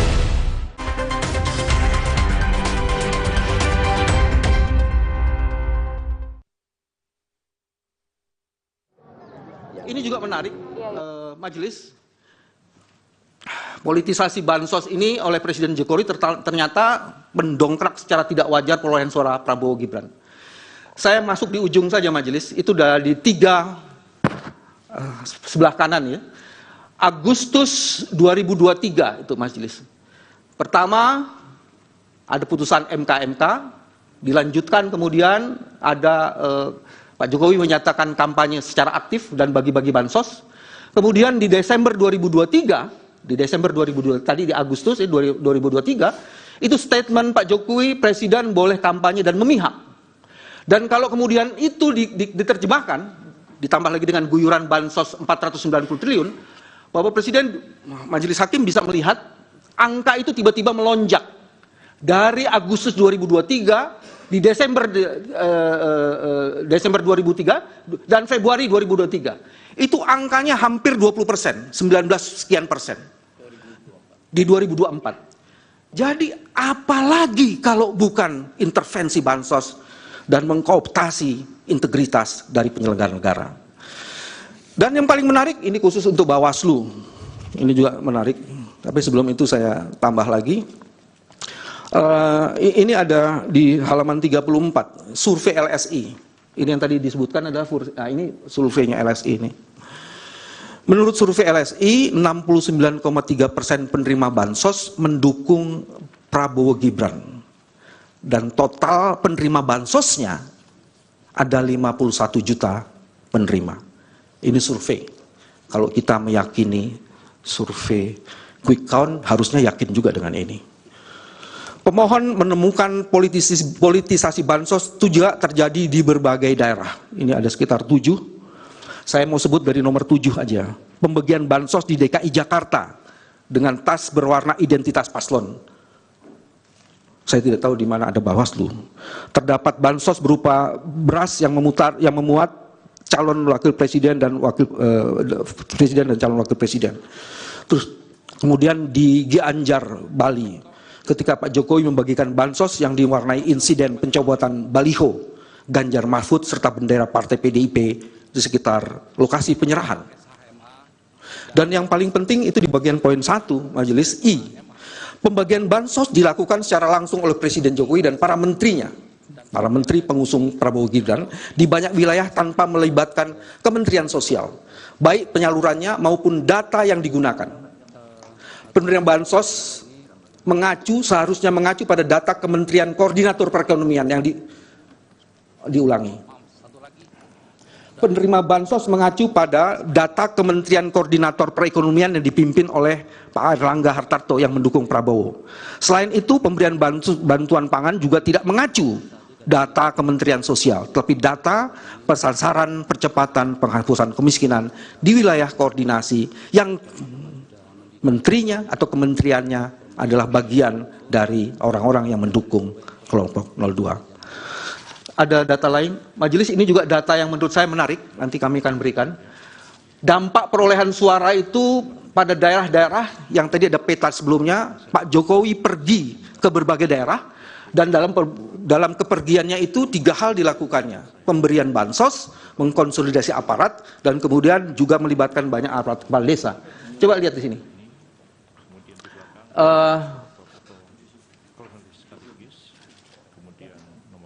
Ya, yang ini tadi oke. Tadi saya sudah jelaskan, saya jelaskan lagi. Coba saya mau cari data yang ini saja. Yang 45% Gianyar. Ini basis dari Pak Prabowo tahun 2014. Itu perolehan suaranya di Gianyar, itu nomor 2 dari Mentawai, itu 22%. Di tahun 2019 hanya 3%. Tapi kemudian di tahun 2024 49%. How come? Jelaskan. Kalau tidak ada kecurangan melalui bansos, tidak akan mungkin terjadi angka seperti ini. Apakah ini ya hasil yang mau dipakai sebagai proses untuk memeriksa perkara seperti ini? Nah, ini yang menarik. Ada lagi data yang lain? Dilanjutkan. Yang ini. Nah, ini adalah hasil survei dari Litbang Kompas yang kami sertakan. Yang di situ memperlihatkan ada politisasi bansos oleh Presiden Jokowi. Sehingga kemudian bansosnya Jokowi. Jadi ada 7,8 juta pemilih mengaku saat diberi bansos dan disampaikan bansosnya dari Pak Jokowi. Jadi survei ini mengkonfirmasi itu.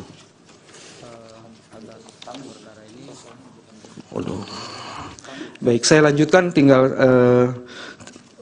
6 halaman lagi, saya akan cepat-cepat saja. Pertama, yang lanjutnya Majelis adalah pelanggaran prosedur. Ada berbagai modus kejahatan terhadap konstitusi dan cara-cara curang yang dilakukan oleh Presiden Jokowi untuk mendukung paslon 02 yang kesemuanya itu melahirkan berbagai kejahatan, turunan, dalam bentuk pelanggaran prosedur pemilu yang mempengaruhi hasil perolehan suara. Setidaknya ada 8 Majelis. Ada manipulasi DPT, ada surat suara yang tercoblos pada pasangan calon nomor urut 2, ada pengurangan suara pemohon, ada politik uang, ada yang mencoblos lebih dari 1 kali, ada TPS janggal, ada anak-anak ikut mencoblos, dan ada juga kecurangan termohon yang dilakukan melalui sistem IT. Saya tidak akan membacakan semuanya, cuma saya akan memilih saja beberapa yang menurut saya sangat penting untuk dikemukakan.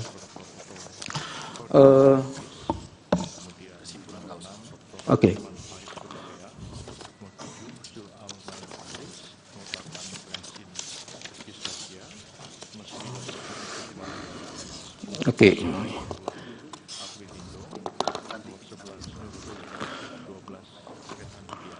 Saya bisa dikasih dokumen lainnya kalau di sini ada yang hilang.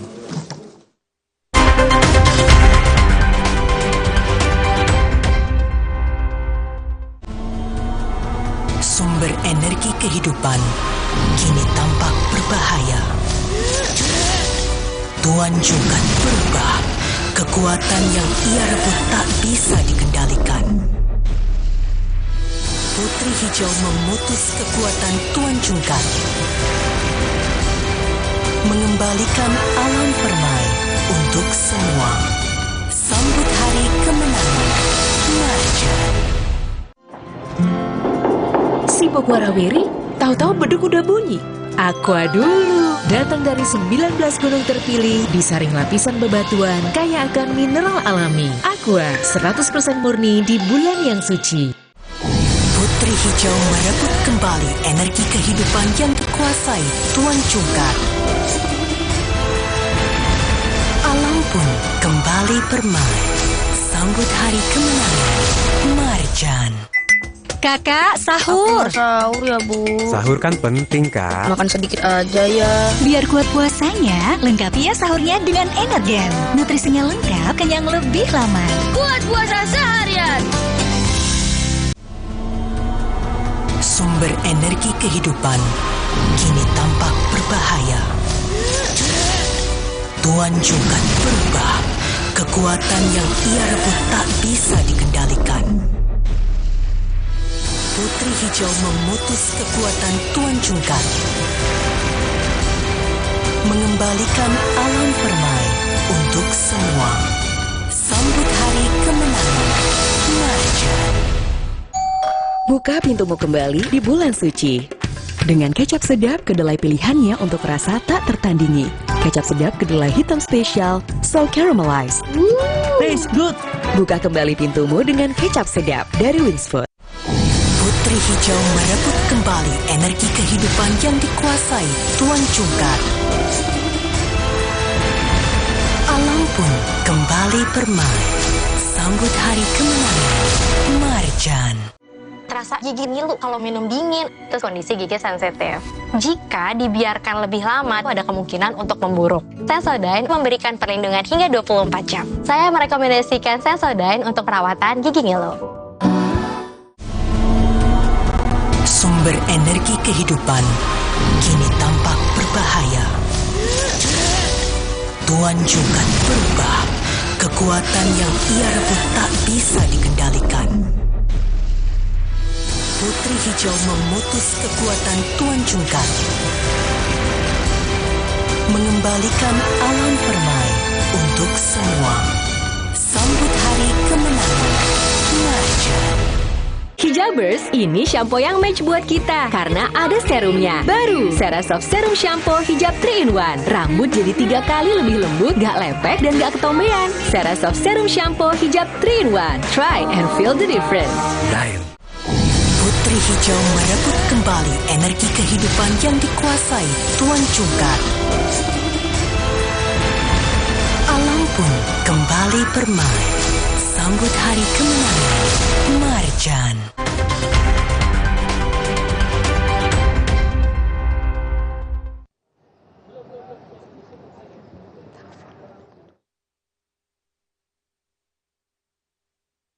Tiba-tiba muncul kendati sebelumnya tidak pernah ada di dalam mobil apps Sirekap yang dimiliki KPPS yang memegang back-end apps. 4 hari sebelum pencoblosan, tanggal 10 Februari, tiba-tiba ada muncul fitur bypass logging dan security. Sehingga ada pihak yang dapat mengubah value atau angka dalam dokumen C hasil. Karena source code dapat diubah. Munculnya fitur tersebut tidak saja mengubah angka perolehan suara di Sirekap, tapi juga potensial menghilangkan metadata dan file foto form C plano hasil. Yang selanjutnya adalah Ya, yang Anda saksikan ini adalah paparan dari salah satu tim hukum Anies Muhaimin dari Bambang Wijoyanto yang tadi kita sudah saksikan bersama bahwa ada sejumlah permohonan yang kemudian dipaparkan dari Bambang Wijoyanto terkait dengan gugatan sengketa hasil Pilpres 2024. Masih disiarkan langsung dari Gedung Mahkamah Konstitusi Republik Indonesia, Breaking News Kompas TV. Masih bersama kami juga pakar hukum tata negara Profesor Juanda. Prof, ini kan tadi kalau kita melihat dalam paparan salah satu kuasa hukum Timnas Amin menyinggung soal bagaimana PKPU 2023. Dalam artinya adalah soal diloloskannya salah satu calon wakil presiden yakni Gibran Rakabuming Raka yang kita tahu ini diloloskan asal muasalnya justru dari Mahkamah Konstitusi. Jawaban Anda? Ya, itu kan bisa dan sah-sah saja. Para pemohon termasuk sekarang yang kita lihat itu 01 mempersoalkan itu ya, karena memang mereka melihat ada keterkaitan antara beberapa dugaan pelanggaran itu dari hulunya sampai ke hilir misalnya. Ya tentu memang ini kan pertama di satu sisi putusan MK 90 ini sudah ditetapkan. Dan tetapi memang untuk supaya menerima pendaftaran satu pasangan atau seseorang itu sesungguhnya harusnya ya itu diperbaiki dulu. Jadi jangan dibiarkan PKPU yang lama dalam ketika menerima pendaftaran satu pasangan calon. Itu artinya harus direvisi dulu PKPU-nya? Ya, menurut saya karena kalau tidak ini yang jadi persoalkan. Ini jadi dipersoalkan oleh mereka kan. Artinya kalau tidak direvisi PKPU itu secara yuridis masih berlaku.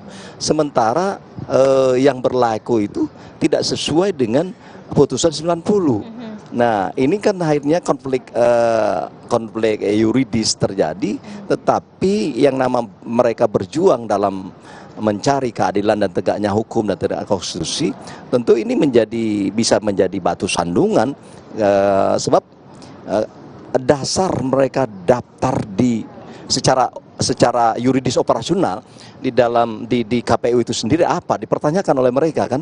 Seharusnya kan yuridis operasionalnya PKPU itu dirubah dulu ya, jadi pintu masuknya di KPU itu jadi tidak pintu masuk secara nasional di TKPU itu di sana yang dipersoalkan mereka, sehingga dengan demikian secara yuridis berarti PKPU 19 itu belum berubah dan masih berlaku.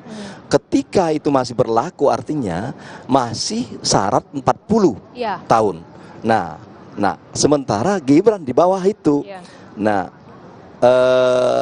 ini memang layak dipersoalkan secara hukum oleh tim hukum 01 ataupun 03 ya.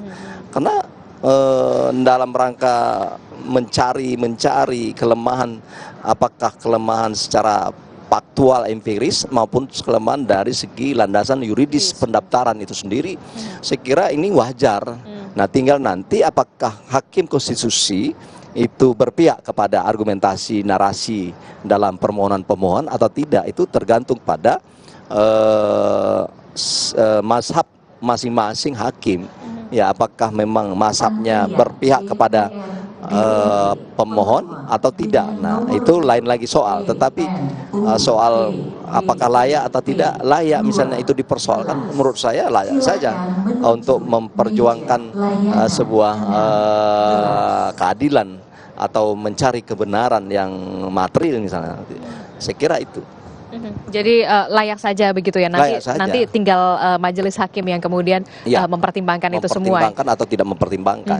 Termasuk juga menjadi ajang pembuktian bagi pemohon, dalam hal ini adalah kubu dari Anies Mohaimin untuk membuktikan ada dugaan kecurangan terstruktur, sistematif dan juga masif. Saya kira harus bertanggung jawab. Siapa yang mendalilkan, dialah yang membuktikan dalil itu. Dan itu sudah doktrin di dalam sebuah peradilan atau prinsip-prinsip dalam beracara di pengadilan apapun. Nah, tapi ingat, dalam hal ini saya percaya termohon nanti KPU tentu punya sebuah narasi argumentasi hukum yang berbeda, yang tergantung pada mereka, termasuk 02 juga disasar dengan apa gugatan ini akan menjawab juga pihak terkait tentu. begitu. Oke, itu kalau tadi soal PKPU 19/2023, karena memang kita tahu termohonnya adalah Komisi Pemilihan Umum. Kemudian tadi juga kita sudah mendengarkan Pak Bambang Wijoyanto juga mengatakan soal bagaimana dugaan cawe-cawe dalam tanda kutip Presiden Joko Widodo yang memberikan dampak elektabilitas atau perolehan suara terhadap Prabowo Gibran. Kemudian juga ada bantuan sosial juga tadi disinggung juga oleh paparan dari Bambang Wijoyanto. Anda melihat ini boleh-boleh saja di luar termohon ya kan, termohonnya kan hanya KPU begitu. Saya kira gini ya, tidak ada larangan oleh aturan untuk menentukan apakah soal-soal yang di luar dari objek sengketa katakanlah, tapi ada kaitan misalnya, ada kaitan dengan soal proses perolehan suara misalnya. Nah, karena mereka menganggap bahwa suara yang begitu besar yang diperoleh dari 02 itu ada kaitan dengan kebijakan presiden katakanlah atau oknum atau beberapa pejabat pemerintah. Saya kira tidak masalah dipersoalkan itu. Jadi walaupun memang termohonnya hanya KPU begitu ya, dan kemudian paparannya juga disinggung soal ini presiden yang saya ingin sampaikan. Kenapa saya bilang tidak masalah? Ini nanti tergantung pada keyakinan hakim. Apakah hakim menerima dalil-dalil yang menyasar presiden atau menyasar para pejabat negara dalam kaitan dengan proses pemilu ini, sehingga diterima atau tidak terima itu tergantung pada keyakinan hakim. Nah, misalnya untuk membuktikan bagaimana misalnya pengaruh kebijakan pemerintah presiden katakanlah, apakah misalnya bisa dibuktikan ada pengarahan masyarakat atau ada instruksi secara lisan atau secara dengan menteri terus sampai ke bawahnya, sehingga ini membuktikan ada pelanggaran terstruktur tadi dan seterusnya. Nah, memang itu bisa saja diterima, tetapi memang itu tidak mudah untuk membuktikan. Saya kira tidak mudah bukan berarti tidak bisa ya. Nah, jadi tinggal lagi saya pikir tergantung trik dan strategi apa yang dimainkan oleh tim hukum mereka ini nanti, bagaimana membuktikan ada korelasi antara kebijakan presiden pemerintah ini dengan pejabat-pejabat di bawahnya, sehingga ternyata misal katakanlah bahwa ada masyarakat mengatakan atau lurah atau kades menjadi saksi mungkin begitu, oh ya kami menyampaikan bahwa ini ada kaitannya dengan bansos dan kami adalah instruksi ini atau dalam rangka ketemu waktu abdesi misalnya ada arahan seperti itu, dan rakyat juga mengatakan ada korelasi antara apa yang dikemukakan saksi satu dengan saksi yang lain. Rakyat mengatakan oh ya saya memilih 02 misalnya karena memang ada pesan khusus oleh kades atau lurah atau siapapun misalnya, asal itu bisa dibuktikan, maka saya kira yakin hakim misalnya sudah. Saya kira tinggal berapa persen dari peta jumlah hakim ini sama berprinsip misalnya atau berbeda, itu kita lihat nanti bagaimana. Kan yang jelas sekarang ada 8 hakim yang berwenang ya, apakah misalnya 5-3 menerima atau sebaliknya. Nah, ini saya kira menarik sekali ini untuk kita pantau, kita tonton ya. Yang pasti ini lebih menarik lagi sampai ke tingkat pembuktian nanti. Ada jawab menjawab, ada pengajuan para saksi dan ahli, dan semua ini tergolong semuanya yang disebut dengan alat bukti. Setelah sidang pendahuluan ini selanjutnya agendanya Prof dilanjutkan dengan langsung ke pembuktian atau seperti apa? No. Ini kalau tidak salah ini besok itu jawaban termohon. Oh, ada jawaban termohon. Ya, harus diberi kesempatan kepada termohon, termasuk nanti terkait ya, termasuk di situ ada keterangan Bawaslu. Ya, karena Bawaslu ini karena mau tidak mau terkait juga dalam kaitan dengan, tapi bukan dia terkait, tetapi yang terkait hanya 02. Oke, kita menarik ya sekali untuk kita simak bagaimana jalannya sidang perdana terkait dengan gugatan hasil sengketa Pilpres 2024 yang kita ketahui memang diajukan oleh dua kubu, yakni Anies Baswedan dan juga Muhaimin Iskandar, dan juga nanti pada pukul 1 siang akan ada gugatan sidang perdana juga dari hasil sengketa Pilpres 2024 ini untuk pasangan calon presiden dan juga calon wakil presiden, yakni Ganjar Pranowo dan juga Mahfud MD. Breaking News Kompas TV, kita akan lanjutkan usai jeda, jadi tetaplah bersama kami di Kompas TV.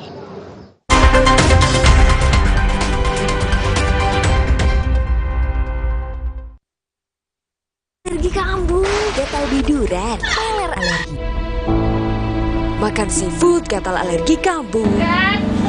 Prosix menyembuhkan alergi tanpa kantuk bila diminum sesuai anjuran. Prosix, alergi no way. Sumber energi kehidupan kini tampak berbahaya. Tuan Jungkat berubah. Kekuatan yang ia rebut tak bisa dikendalikan. Putri Hijau memutus kekuatan Tuan Jungkat, mengembalikan alam permai untuk semua. Sambut hari kemenangan. Marjan. Jamur ngeselin. Untung ada Zoralin. Obat spesialis bantu cabutin jamur. Jamur ngeselin. Olesin Zoralin. Diproduksi oleh Medicon. Putri Hijau merebut kembali energi kehidupan yang dikuasai Tuan Jungkat. Alam pun kembali permai. Sambut hari kemenangan. Marjan. Buka pintumu kembali di bulan suci. Dengan kecap sedap kedelai pilihannya untuk rasa tak tertandingi. Kecap sedap kedelai hitam spesial, so caramelized. Taste good. Buka kembali pintumu dengan kecap sedap dari Wings Food. Sumber energi kehidupan kini tampak berbahaya. Tuan Jungkat berubah. Kekuatan yang ia rebut tak bisa dikendalikan. Putri Hijau memutus kekuatan Tuan Jungkat, mengembalikan alam permai untuk semua. Sambut hari kemenangan. Marjan. Hijabers, ini shampoo yang match buat kita karena ada serumnya. Baru Serasoft Serum Shampoo Hijab 3-in-1. Rambut jadi 3 kali lebih lembut, gak lepek dan gak ketombean. Serasoft Serum Shampoo Hijab 3-in-1. Try and feel the difference. Putri Hijau merebut kembali energi kehidupan yang dikuasai Tuan Jungkat. Alam pun kembali permai. Sambut hari kemenangan. Marjan. Bahagia menyambut bulan suci bersama Kompas TV, teman Ramadan. Sumber energi kehidupan kini tampak berbahaya. Tuan Jungkat berubah. Kekuatan yang ia rebut tak bisa dikendalikan.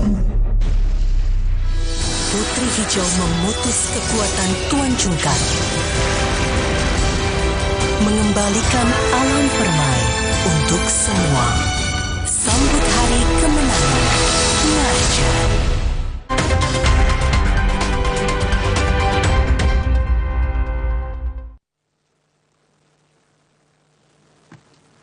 Terima kasih Yang Mulia. Kami dari pihak terkait pada kondisinya tidak keberatan dengan hal itu. Namun karena memang kami harus menghadapi 2 perkara, kami mohon sidang itu besok digabung tapi dilakukan pada siang harinya, bukan di pagi harinya. Supaya kami punya waktu untuk bisa mempersiapkannya. Jam 10. Kalau diambil tengah misalnya jam 10 gimana Pak Uto? Tidak jam 8 tapi jam 10, jadi kita ambil di tengah. Terima kasih Yang Mulia. Oleh karena memang kami menerima salinan dari permohonan ini berbeda waktunya. Dan berbeda waktu pula kami harus mempersiapkan jawaban. Saya kira tidak sepantasnya kalau permohonan yang kita terima dengan waktu yang berbeda, tapi kami harus menjawab pada waktu yang sama. Kecuali kami diberikan kesempatan memberikan jawaban sama dengan mengacu kepada permohonan yang kedua yang belakangan kami terima. Itu baru sepadan namanya. Jadi mintanya siang ya? Ya. Prinsipnya kami sepakat, tapi kalau boleh dilakukan siang hari, begitu Yang Mulia. Baik, kami dari majelis sudah sepakat juga kalau jam 1. Jadi besok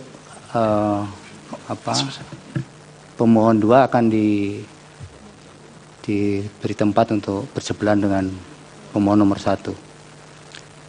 Kemudian sebelum kami tutup, ada beberapa hal yang perlu kami konfirmasi. Yang pertama berkaitan dengan verifikasi berkas permohonan nomor 1 ini. Alat buktinya yang diserahkan bertanda P1 sampai dengan P156. Betul ya Pak? Benar Yang Mulia. Kami sahkan ya.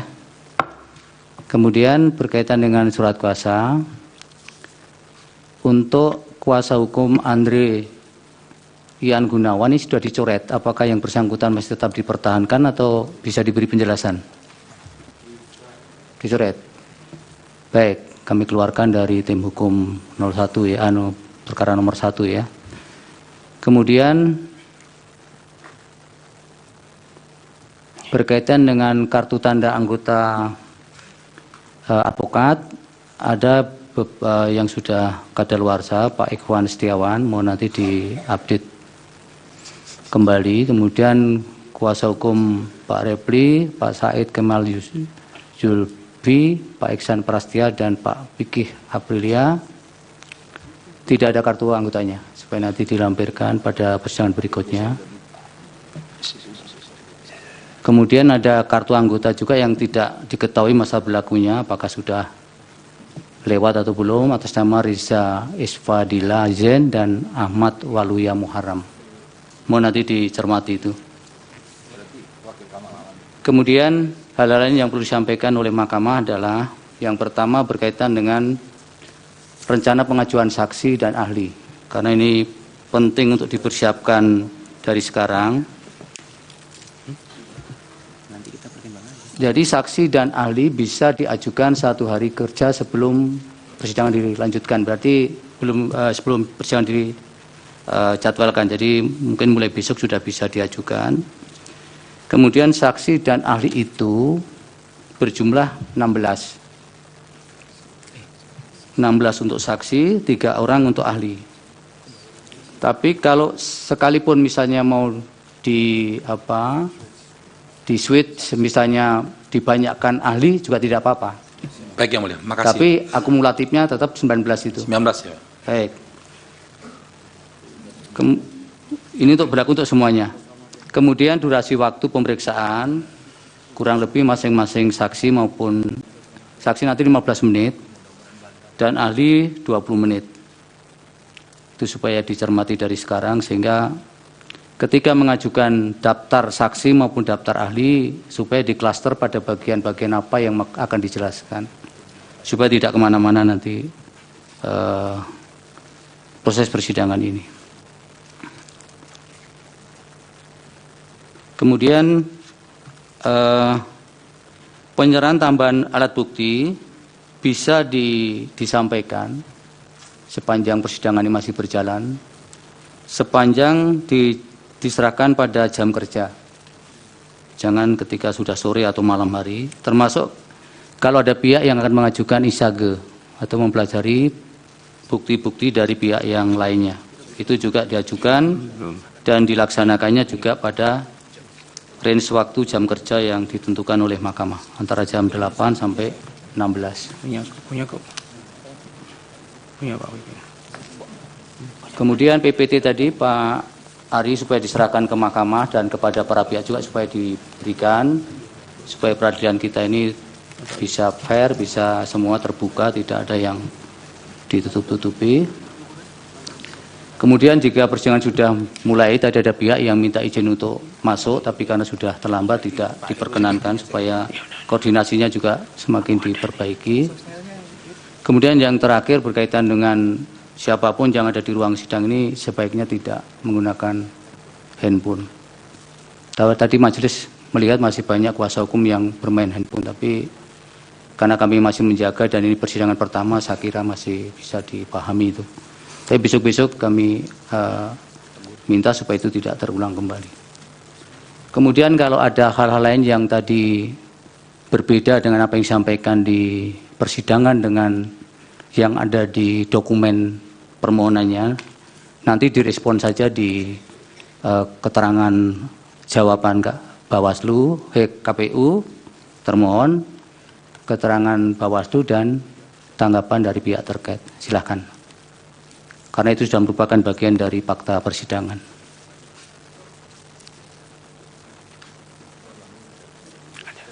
Jadi jadwal besok tidak jadi jam 8 tapi pukul 13 waktu Indonesia Barat dengan agenda jawaban termohon, keterangan Bawaslu dan tanggapan atau keterangan pihak terkait. Baik untuk permohonan nomor 01 sampai maupun permohonan 02. Ada pertanyaan? Cukup? Izin Yang Mulia dari pemohon. Apa Pak Heru? Terima kasih Yang Mulia. Berkenaan dengan penyampaian nama-nama saksi dan ahli Yang Mulia. Iya. Sesuai dengan jadwal yang ditetapkan, pemeriksaan pembuktian untuk pemohon 01 adalah hari Senin. Nah, sedangkan di dalam kalender nasional hari Jumat adalah hari libur Yang Mulia. Jadi mohon kiranya mendapatkan diskresi untuk menyerahkan daftar nama saksi dan ahli setidak-tidaknya di hari Sabtu begitu Yang Mulia. Iya, tapi nanti kalau melakukan aktivitas persidangan yudisial yang tidak di hari kerja, nanti juga ada persoalan Pak Heru. Besok. Namun sekiranya nanti ada renvoi bisa disampaikan pada saat persidangan. Jangan satu hari persidangan ketika itu hari libur. Nanti ada persoalan dengan keabsahan persidangan kita. Baik, karena begini Yang Mulia, mohon dipertimbangkan ketika kami menyerahkan daftar nama saksi, kemudian nama-nama saksi itu bocor keluar ke publik. Nah, kami khawatir saksi-saksi ini terintimidasi sehingga takut memberikan keterangan. Ya, itu pertimbangan. Percayakan pada mahkamah. Iya. Insya Allah tidak bocor, kecuali Anda sendiri yang bocorkan. Seandainya Yang Mulia, mohon maaf, ini sekiranya ini bisa diserahkan daftarnya pada saat sebelum sidang pada hari Senin pagi, bagaimana Yang Mulia?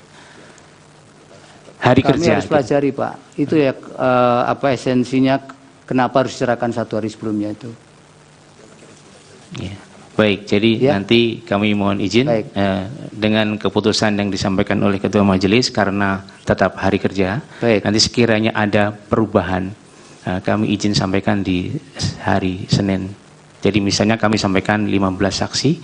Ya kalau perubahan saksi misalnya perubahan subjek hukumnya nanti kami respon di majelis ya.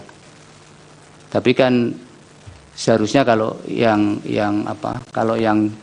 ada penggantian begitu kan sifatnya eksepsional. Eksepsional. Mungkin dari 15 misalnya kami berganti 3 karena yang 3 hilang begitu Yang Mulia dengan perjalanan. Baik, terima kasih Yang Mulia atas baik, dari termohon Pak Hasim.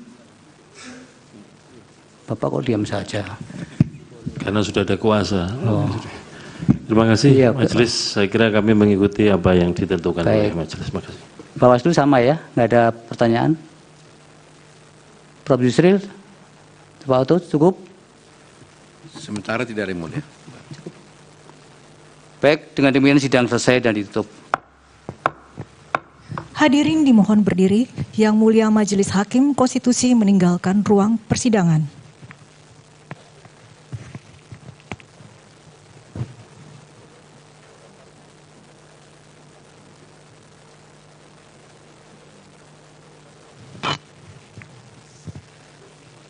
Hadirin disilakan duduk kembali. Hadirin yang kami hormati, demikianlah persidangan pada hari Rabu, tanggal 27 Maret 2024 untuk perkara nomor 1/PHPU.Pres.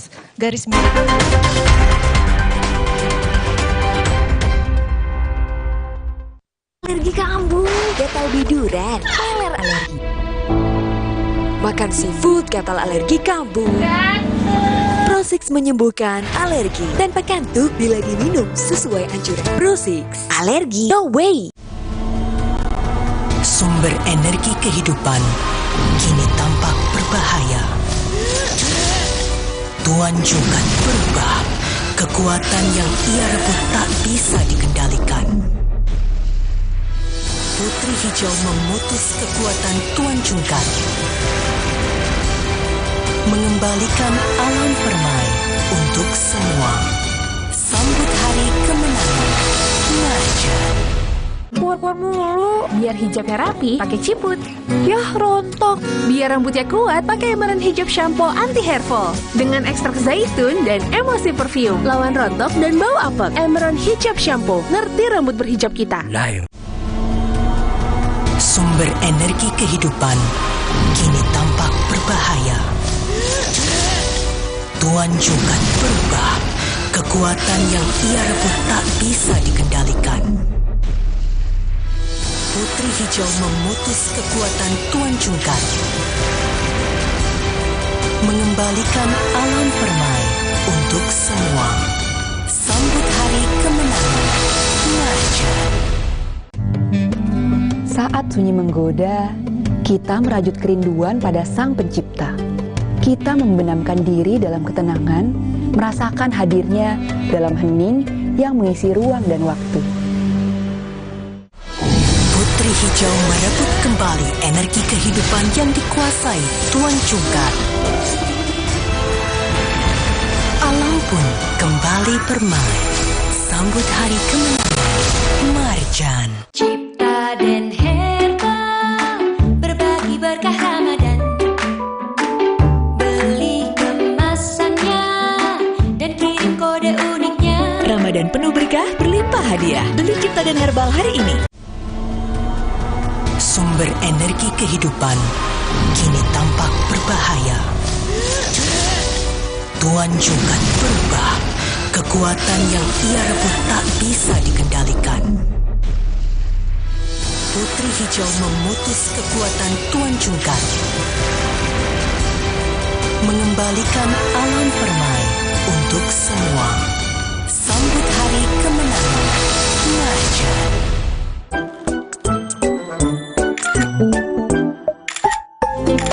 Guys, ada yang baru nih. Permen Milton Sugar Free dengan 3 rasa baru, blackcurrant, lemon, dan mint. Milton, sensasi rasa buah.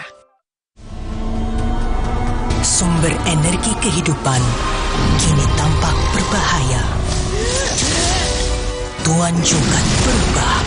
Kekuatan yang ia rebut tak bisa dikendalikan.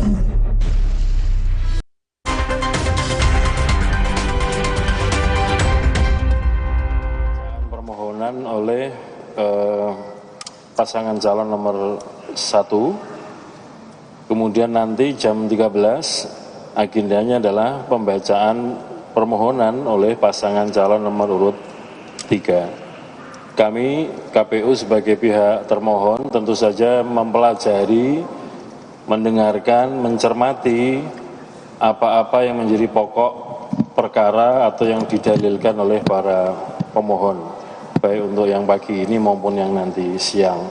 Nah, berdasarkan hal itu, sebagaimana sudah pernah kami sampaikan, KPU beberapa waktu yang lalu sudah mempersiapkan rapat koordinasi dengan KPU-KPU Provinsi dan KPU Kabupaten Kota untuk mengantisipasi segala sesuatunya yang kira-kira akan menjadi topik pokok permohonan oleh para pemohon, terutama untuk persidangan awal ini untuk pemilihan perselisihan hasil pemilihan umum untuk pemilu presiden.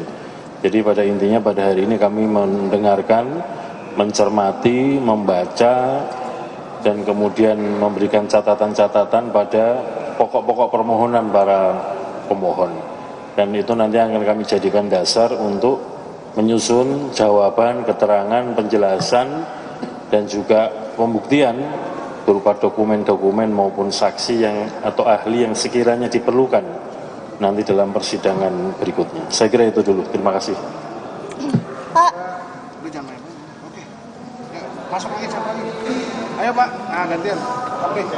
Ini aja udah. HP lu yang mana? Gue nggak tahu kok. Ya, baru saja Anda menyaksikan keterangan dari Ketua Komisi Pemilihan Umum Republik Indonesia Hasyim Asyari setelah mengikuti sidang perdana dari sengketa hasil pemilu presiden 2024. Dan saat ini ada tim kuasa hukum dari Capres-Cawapres Prabowo Gibran, Yusril Ihsama Hendra akan menyampaikan keterangannya. Pembacaan permohonan yang tadi secara berapi-api dibacakan oleh kuasa hukum dari pemohon nomor 1, Pak Anies Baswedan dan Pak Yahya Muhaimin.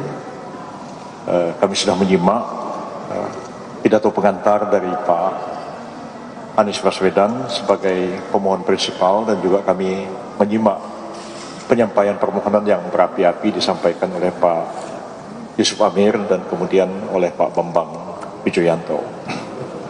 Saya akan memberikan tanggapan sekilas yang selanjutnya akan disampaikan oleh para wakil ketua yang hadir dan para senior yang hadir sini. Intinya sih kami menilai bahwa permohonan ini lebih banyak narasi, asumsi, hipotesa daripada menyampaikan bukti. Dan saya baru dengar dari Pak Kaligis tadi pagi, dia bilang narasi itu bukan bukti. Begitu juga asumsi itu bukan bukti, sesuatu yang harus dibuktikan. Begitu juga patut diduga dan sebagainya disampaikan tadi, sesuatu yang memang harus dibuktikan. Jadi lebih banyak opini yang dibangun, narasi yang dibangun, daripada fakta-fakta, bukti-bukti yang diungkapkan di dalam persidangan ini. Dan karena itu kami akan menjawab nanti besok jam 1 siang terhadap permohonan yang disampaikan oleh Pak Anies Baswedan dan Yahya Muhaimin, dan kami sudah mempersiapkan jawaban, mematangkan, dan besok sebelum sidang jam 1 siang besok kami akan menyerahkan jawaban tertulis, tanggapan tertulis kami kepada Mahkamah Konstitusi. Secara umum tidak ada sesuatu yang sulit bagi kami untuk menjawab atau menanggapi permohonan itu, oleh karena seperti yang saya katakan tadi, lebih banyak merupakan narasi, dugaan, patut diduga, dan lain-lain sebagainya, bukan sesuatu yang merupakan fakta yang harus diungkapkan dalam persidangan. Pak Oto, silakan memberikan tanggapan. Terima kasih teman-teman wartawan. Apa yang dikatakan oleh Prof. Yusril, saya pikir itu adalah satu fakta dan itu benar yang disampaikan Pak Yusril. Perkara ini hanyalah merupakan penggiringan opini masyarakat.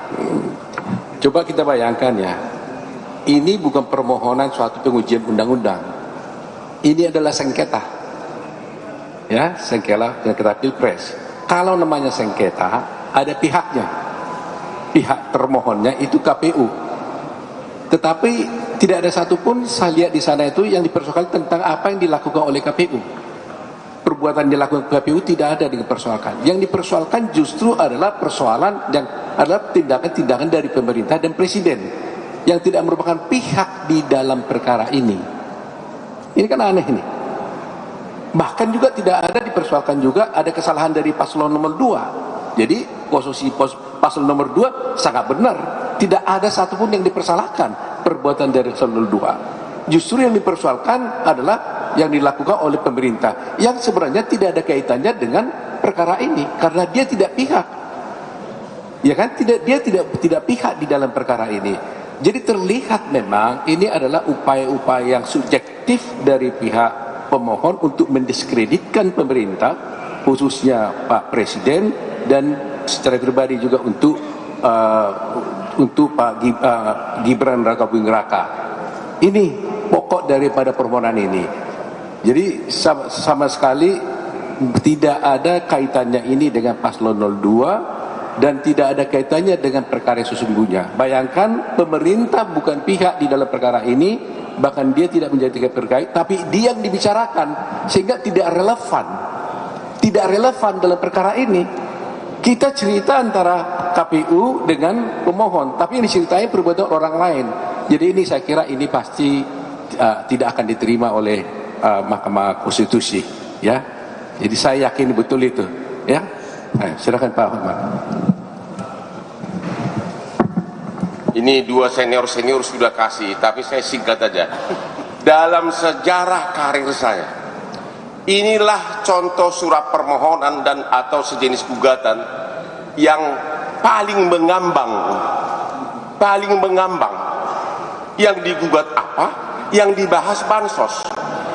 90% isi dari permohonan itu adalah tentang bansos. Dan itu bisa dijawab dengan satu kalimat.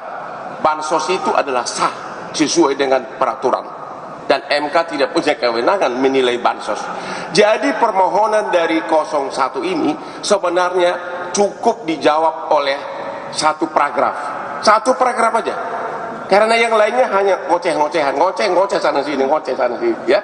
Hanya satu, bansos itu adalah sah sesuai dengan undang-undang. Karena kalau tidak sah, KPK udah turun.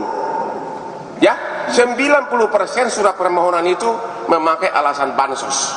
Jawabannya hanya satu, bansos adalah sah, dan oleh karenanya jawaban kamu permohonan kamu ngoceh lagi, ngoceh dan cengeng. Udah. Ya, terima kasih. Saya Fahri Bahmid, Wakil Ketua Tim Hukum, yang disampaikan oleh Profesor Yusri Lisa Mahendra dan Profesor Oto Hasibuan. Saya menambahkan beberapa hal saja. Kami bahagia dengan permohonan yang telah dibacakan secara bergantian oleh Bambang Wijayanto dan beberapa teman tadi. Sedianya kami berpikir yang disampaikan, opini awal yang disampaikan oleh Bapak Anies Baswedan itu sebagai sebuah opini pembuka, tetapi ternyata opini itu dilanjutkan dengan yang disampaikan oleh Bambang Wijayanto dan Pak Amir, ya. Sehingga kami bahagia sekali bahwa memang permohonannya dengan format dan model yang demikian itu, dan insya Allah kami akan telah menyusun argumentasi untuk menyampaikan bantahan-bantahannya. Tadi sudah disepakati bahwa persidangan selanjutnya akan digelar pada besok pukul 13 dengan agenda untuk mendengarkan jawaban dari pihak terkait dan pihak termohon tentunya. Kami meyakini sungguh bahwa semua argumentasi yang akan kami kemukakan nanti tentunya sejalan dengan apa yang menjadi kewenangan dan yurisdiksi absolut daripada kewenangan Mahkamah Konstitusi, bahwa pada hakikatnya Mahkamah Konstitusi tidak mengadili soal-soal di luar itu, tidak mengadili soal-soal yang berkaitan dengan asumsi dan hipotesa, tetapi Mahkamah Konstitusi akan fokus kepada kewenangan konstitusionalnya untuk mengadili hasil. Dan seperti yang kita dengar tadi dari awal pembacaan permohonan sampai dengan kesimpulan dan petitum, tidak ada sama sekali sesuatu apapun yang berkaitan dengan kewenangan ataupun yurisdiksi dari Mahkamah Konstitusi. Dengan demikian kami sangat happy dengan permohonan yang demikian itu, dan selanjutnya kami akan menjawab sesuai dengan kewenangan yang telah diberikan oleh Mahkamah Konstitusi dalam sesi penyampaian jawaban dan eksepsi yang akan kami kemukakan besok hari di Mahkamah Konstitusi. Terima kasih dari saya. Kalau saya katakan narasi bukan bukti, dasarnya jurisprudensi 803K 1970. Bukti adalah apa yang dinyatakan dalam pasal 184 dan 185 KUHP yang dibuktikan di persidangan. Kalau ngomong omon-omon aja bisa bukti, semua orang bisa masuk penjara. Itu cuma sekian. Dan saya sudah membuat penelitian, putusan-putusan dikatakanlah Pilpres dan Pilkada, itu buktinya semua putusan pengadilan, karena normanya ada dihukum kalau melanggar. Terima kasih. Baik, jadi kami sudah memberikan pendapat, ya. Pada intinya yang paling pokok pada pendapat saya adalah sidang ini adalah sidang PHPU, permohonan perselisihan hasil pemilihan umum. Jadi yang diatur di dalam peraturan Mahkamah Konstitusi itu pemohon harus mengatakan ini hasil KPU, ini nggak benar, yang benar itu ini hasil kami. Tapi itu tidak ada di dalam permohonan ini. Demikian. Terima kasih banyak.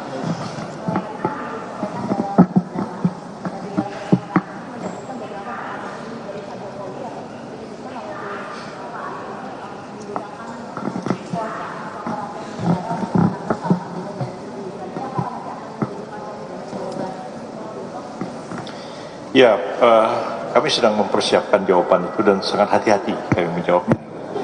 Oleh karena kalau dijadikan mereka sebagai saksi, saya kira lebih baik Mahkamah Konstitusi yang memanggil mereka. Mahkamah Konstitusi kan berwenang untuk memanggil siapa saja untuk memberikan keterangan dalam persidangan ini. Jadi sebenarnya pokok persoalan yang menjadi termohonnya itu kan adalah KPU. Kami ini pihak terkait yang membela kepentingan Pak Prabowo dan Pak Gibran. Jadi kami pun sebenarnya tidak ingin terlalu banyak melibatkan pemerintah di dalam perkara ini.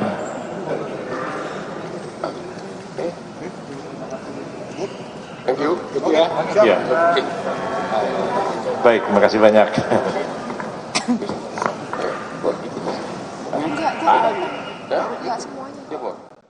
Ya, tadi Anda menyaksikan keterangan dari sejumlah advokat yang mewakili tim hukum Capres-Cawapres Prabowo Subianto dan Gibran Raka Buming Raka yang dalam hal ini hadir di Mahkamah Konstitusi sebagai pihak tergugat. Tadi Ketua Tim Hukum dari Capres-Cawapres Prabowo Gibran, Yusril Iza Mahendra, mengatakan bahwa permohonan yang diajukan, permohonan gugatan pada sidang perdana sengketa hasil pemilu presiden 2024 yang diajukan oleh Tim Nasional Pemenangan Capres-Cawapres Anies Baswedan dan Muhaimin Iskandar di MK lebih banyak berisikan narasi, asumsi, hipotesa dibandingkan dengan bukti-bukti yang dibawa ke Mahkamah Konstitusi untuk menggugat hasil dari pemilu presiden yang sudah sama-sama kita ketahui diputuskan oleh Komisi Pemilihan Umum beberapa waktu yang lalu. Sedangkan menurut tim hukum dari Prabowo Gibran tadi, narasi itu bukanlah merupakan bukti. Narasi hanya opini yang dikembangkan untuk membentuk pendapat dari masyarakat terhadap hasil pemilu presiden. Saudara calon presiden nomor urut 1 Anies Baswedan menilai keberadaannya di Mahkamah Konstitusi adalah untuk mengingatkan kembali soal nilai-nilai demokrasi. Jangan sampai Indonesia kembali ke zaman sebelum reformasi. Kami berdiri dengan penuh rasa hormat di depan Mahkamah Konstitusi untuk menyampaikan sebuah situasi yang mendesak dan kritis, serta memerlukan pertimbangan mendalam dan keputusan yang bijaksana. Bangsa dan negara kita ini sedang berada di dalam titik krusial, sebuah persimpangan yang akan menentukan arah masa depan kita. Apakah kita akan melanjutkan perjalanan kita menuju kedewasaan sebagai sebuah negara demokrasi yang matang, ataukah kita akan membiarkan diri tergelincir kembali ke bayang-bayang era sebelum reformasi yang justru kita tidak jauhi. Kita dihadapkan pada pertanyaan-pertanyaan fundamental yang menentukan apakah Republik Indonesia yang kita cintai ini akan menjadi negara yang menghargai dan memperjuangkan konstitusi sebagai pilar tertinggi demokrasi kita atau rule of law. Apakah kita akan mereduksi konstitusi menjadi sekedar alat untuk pelanggengan kekuasaan tanpa pengawasan, rule by law. Kita harus memutuskan apakah kita akan menjadi negara yang mengakui dan menghormati hak setiap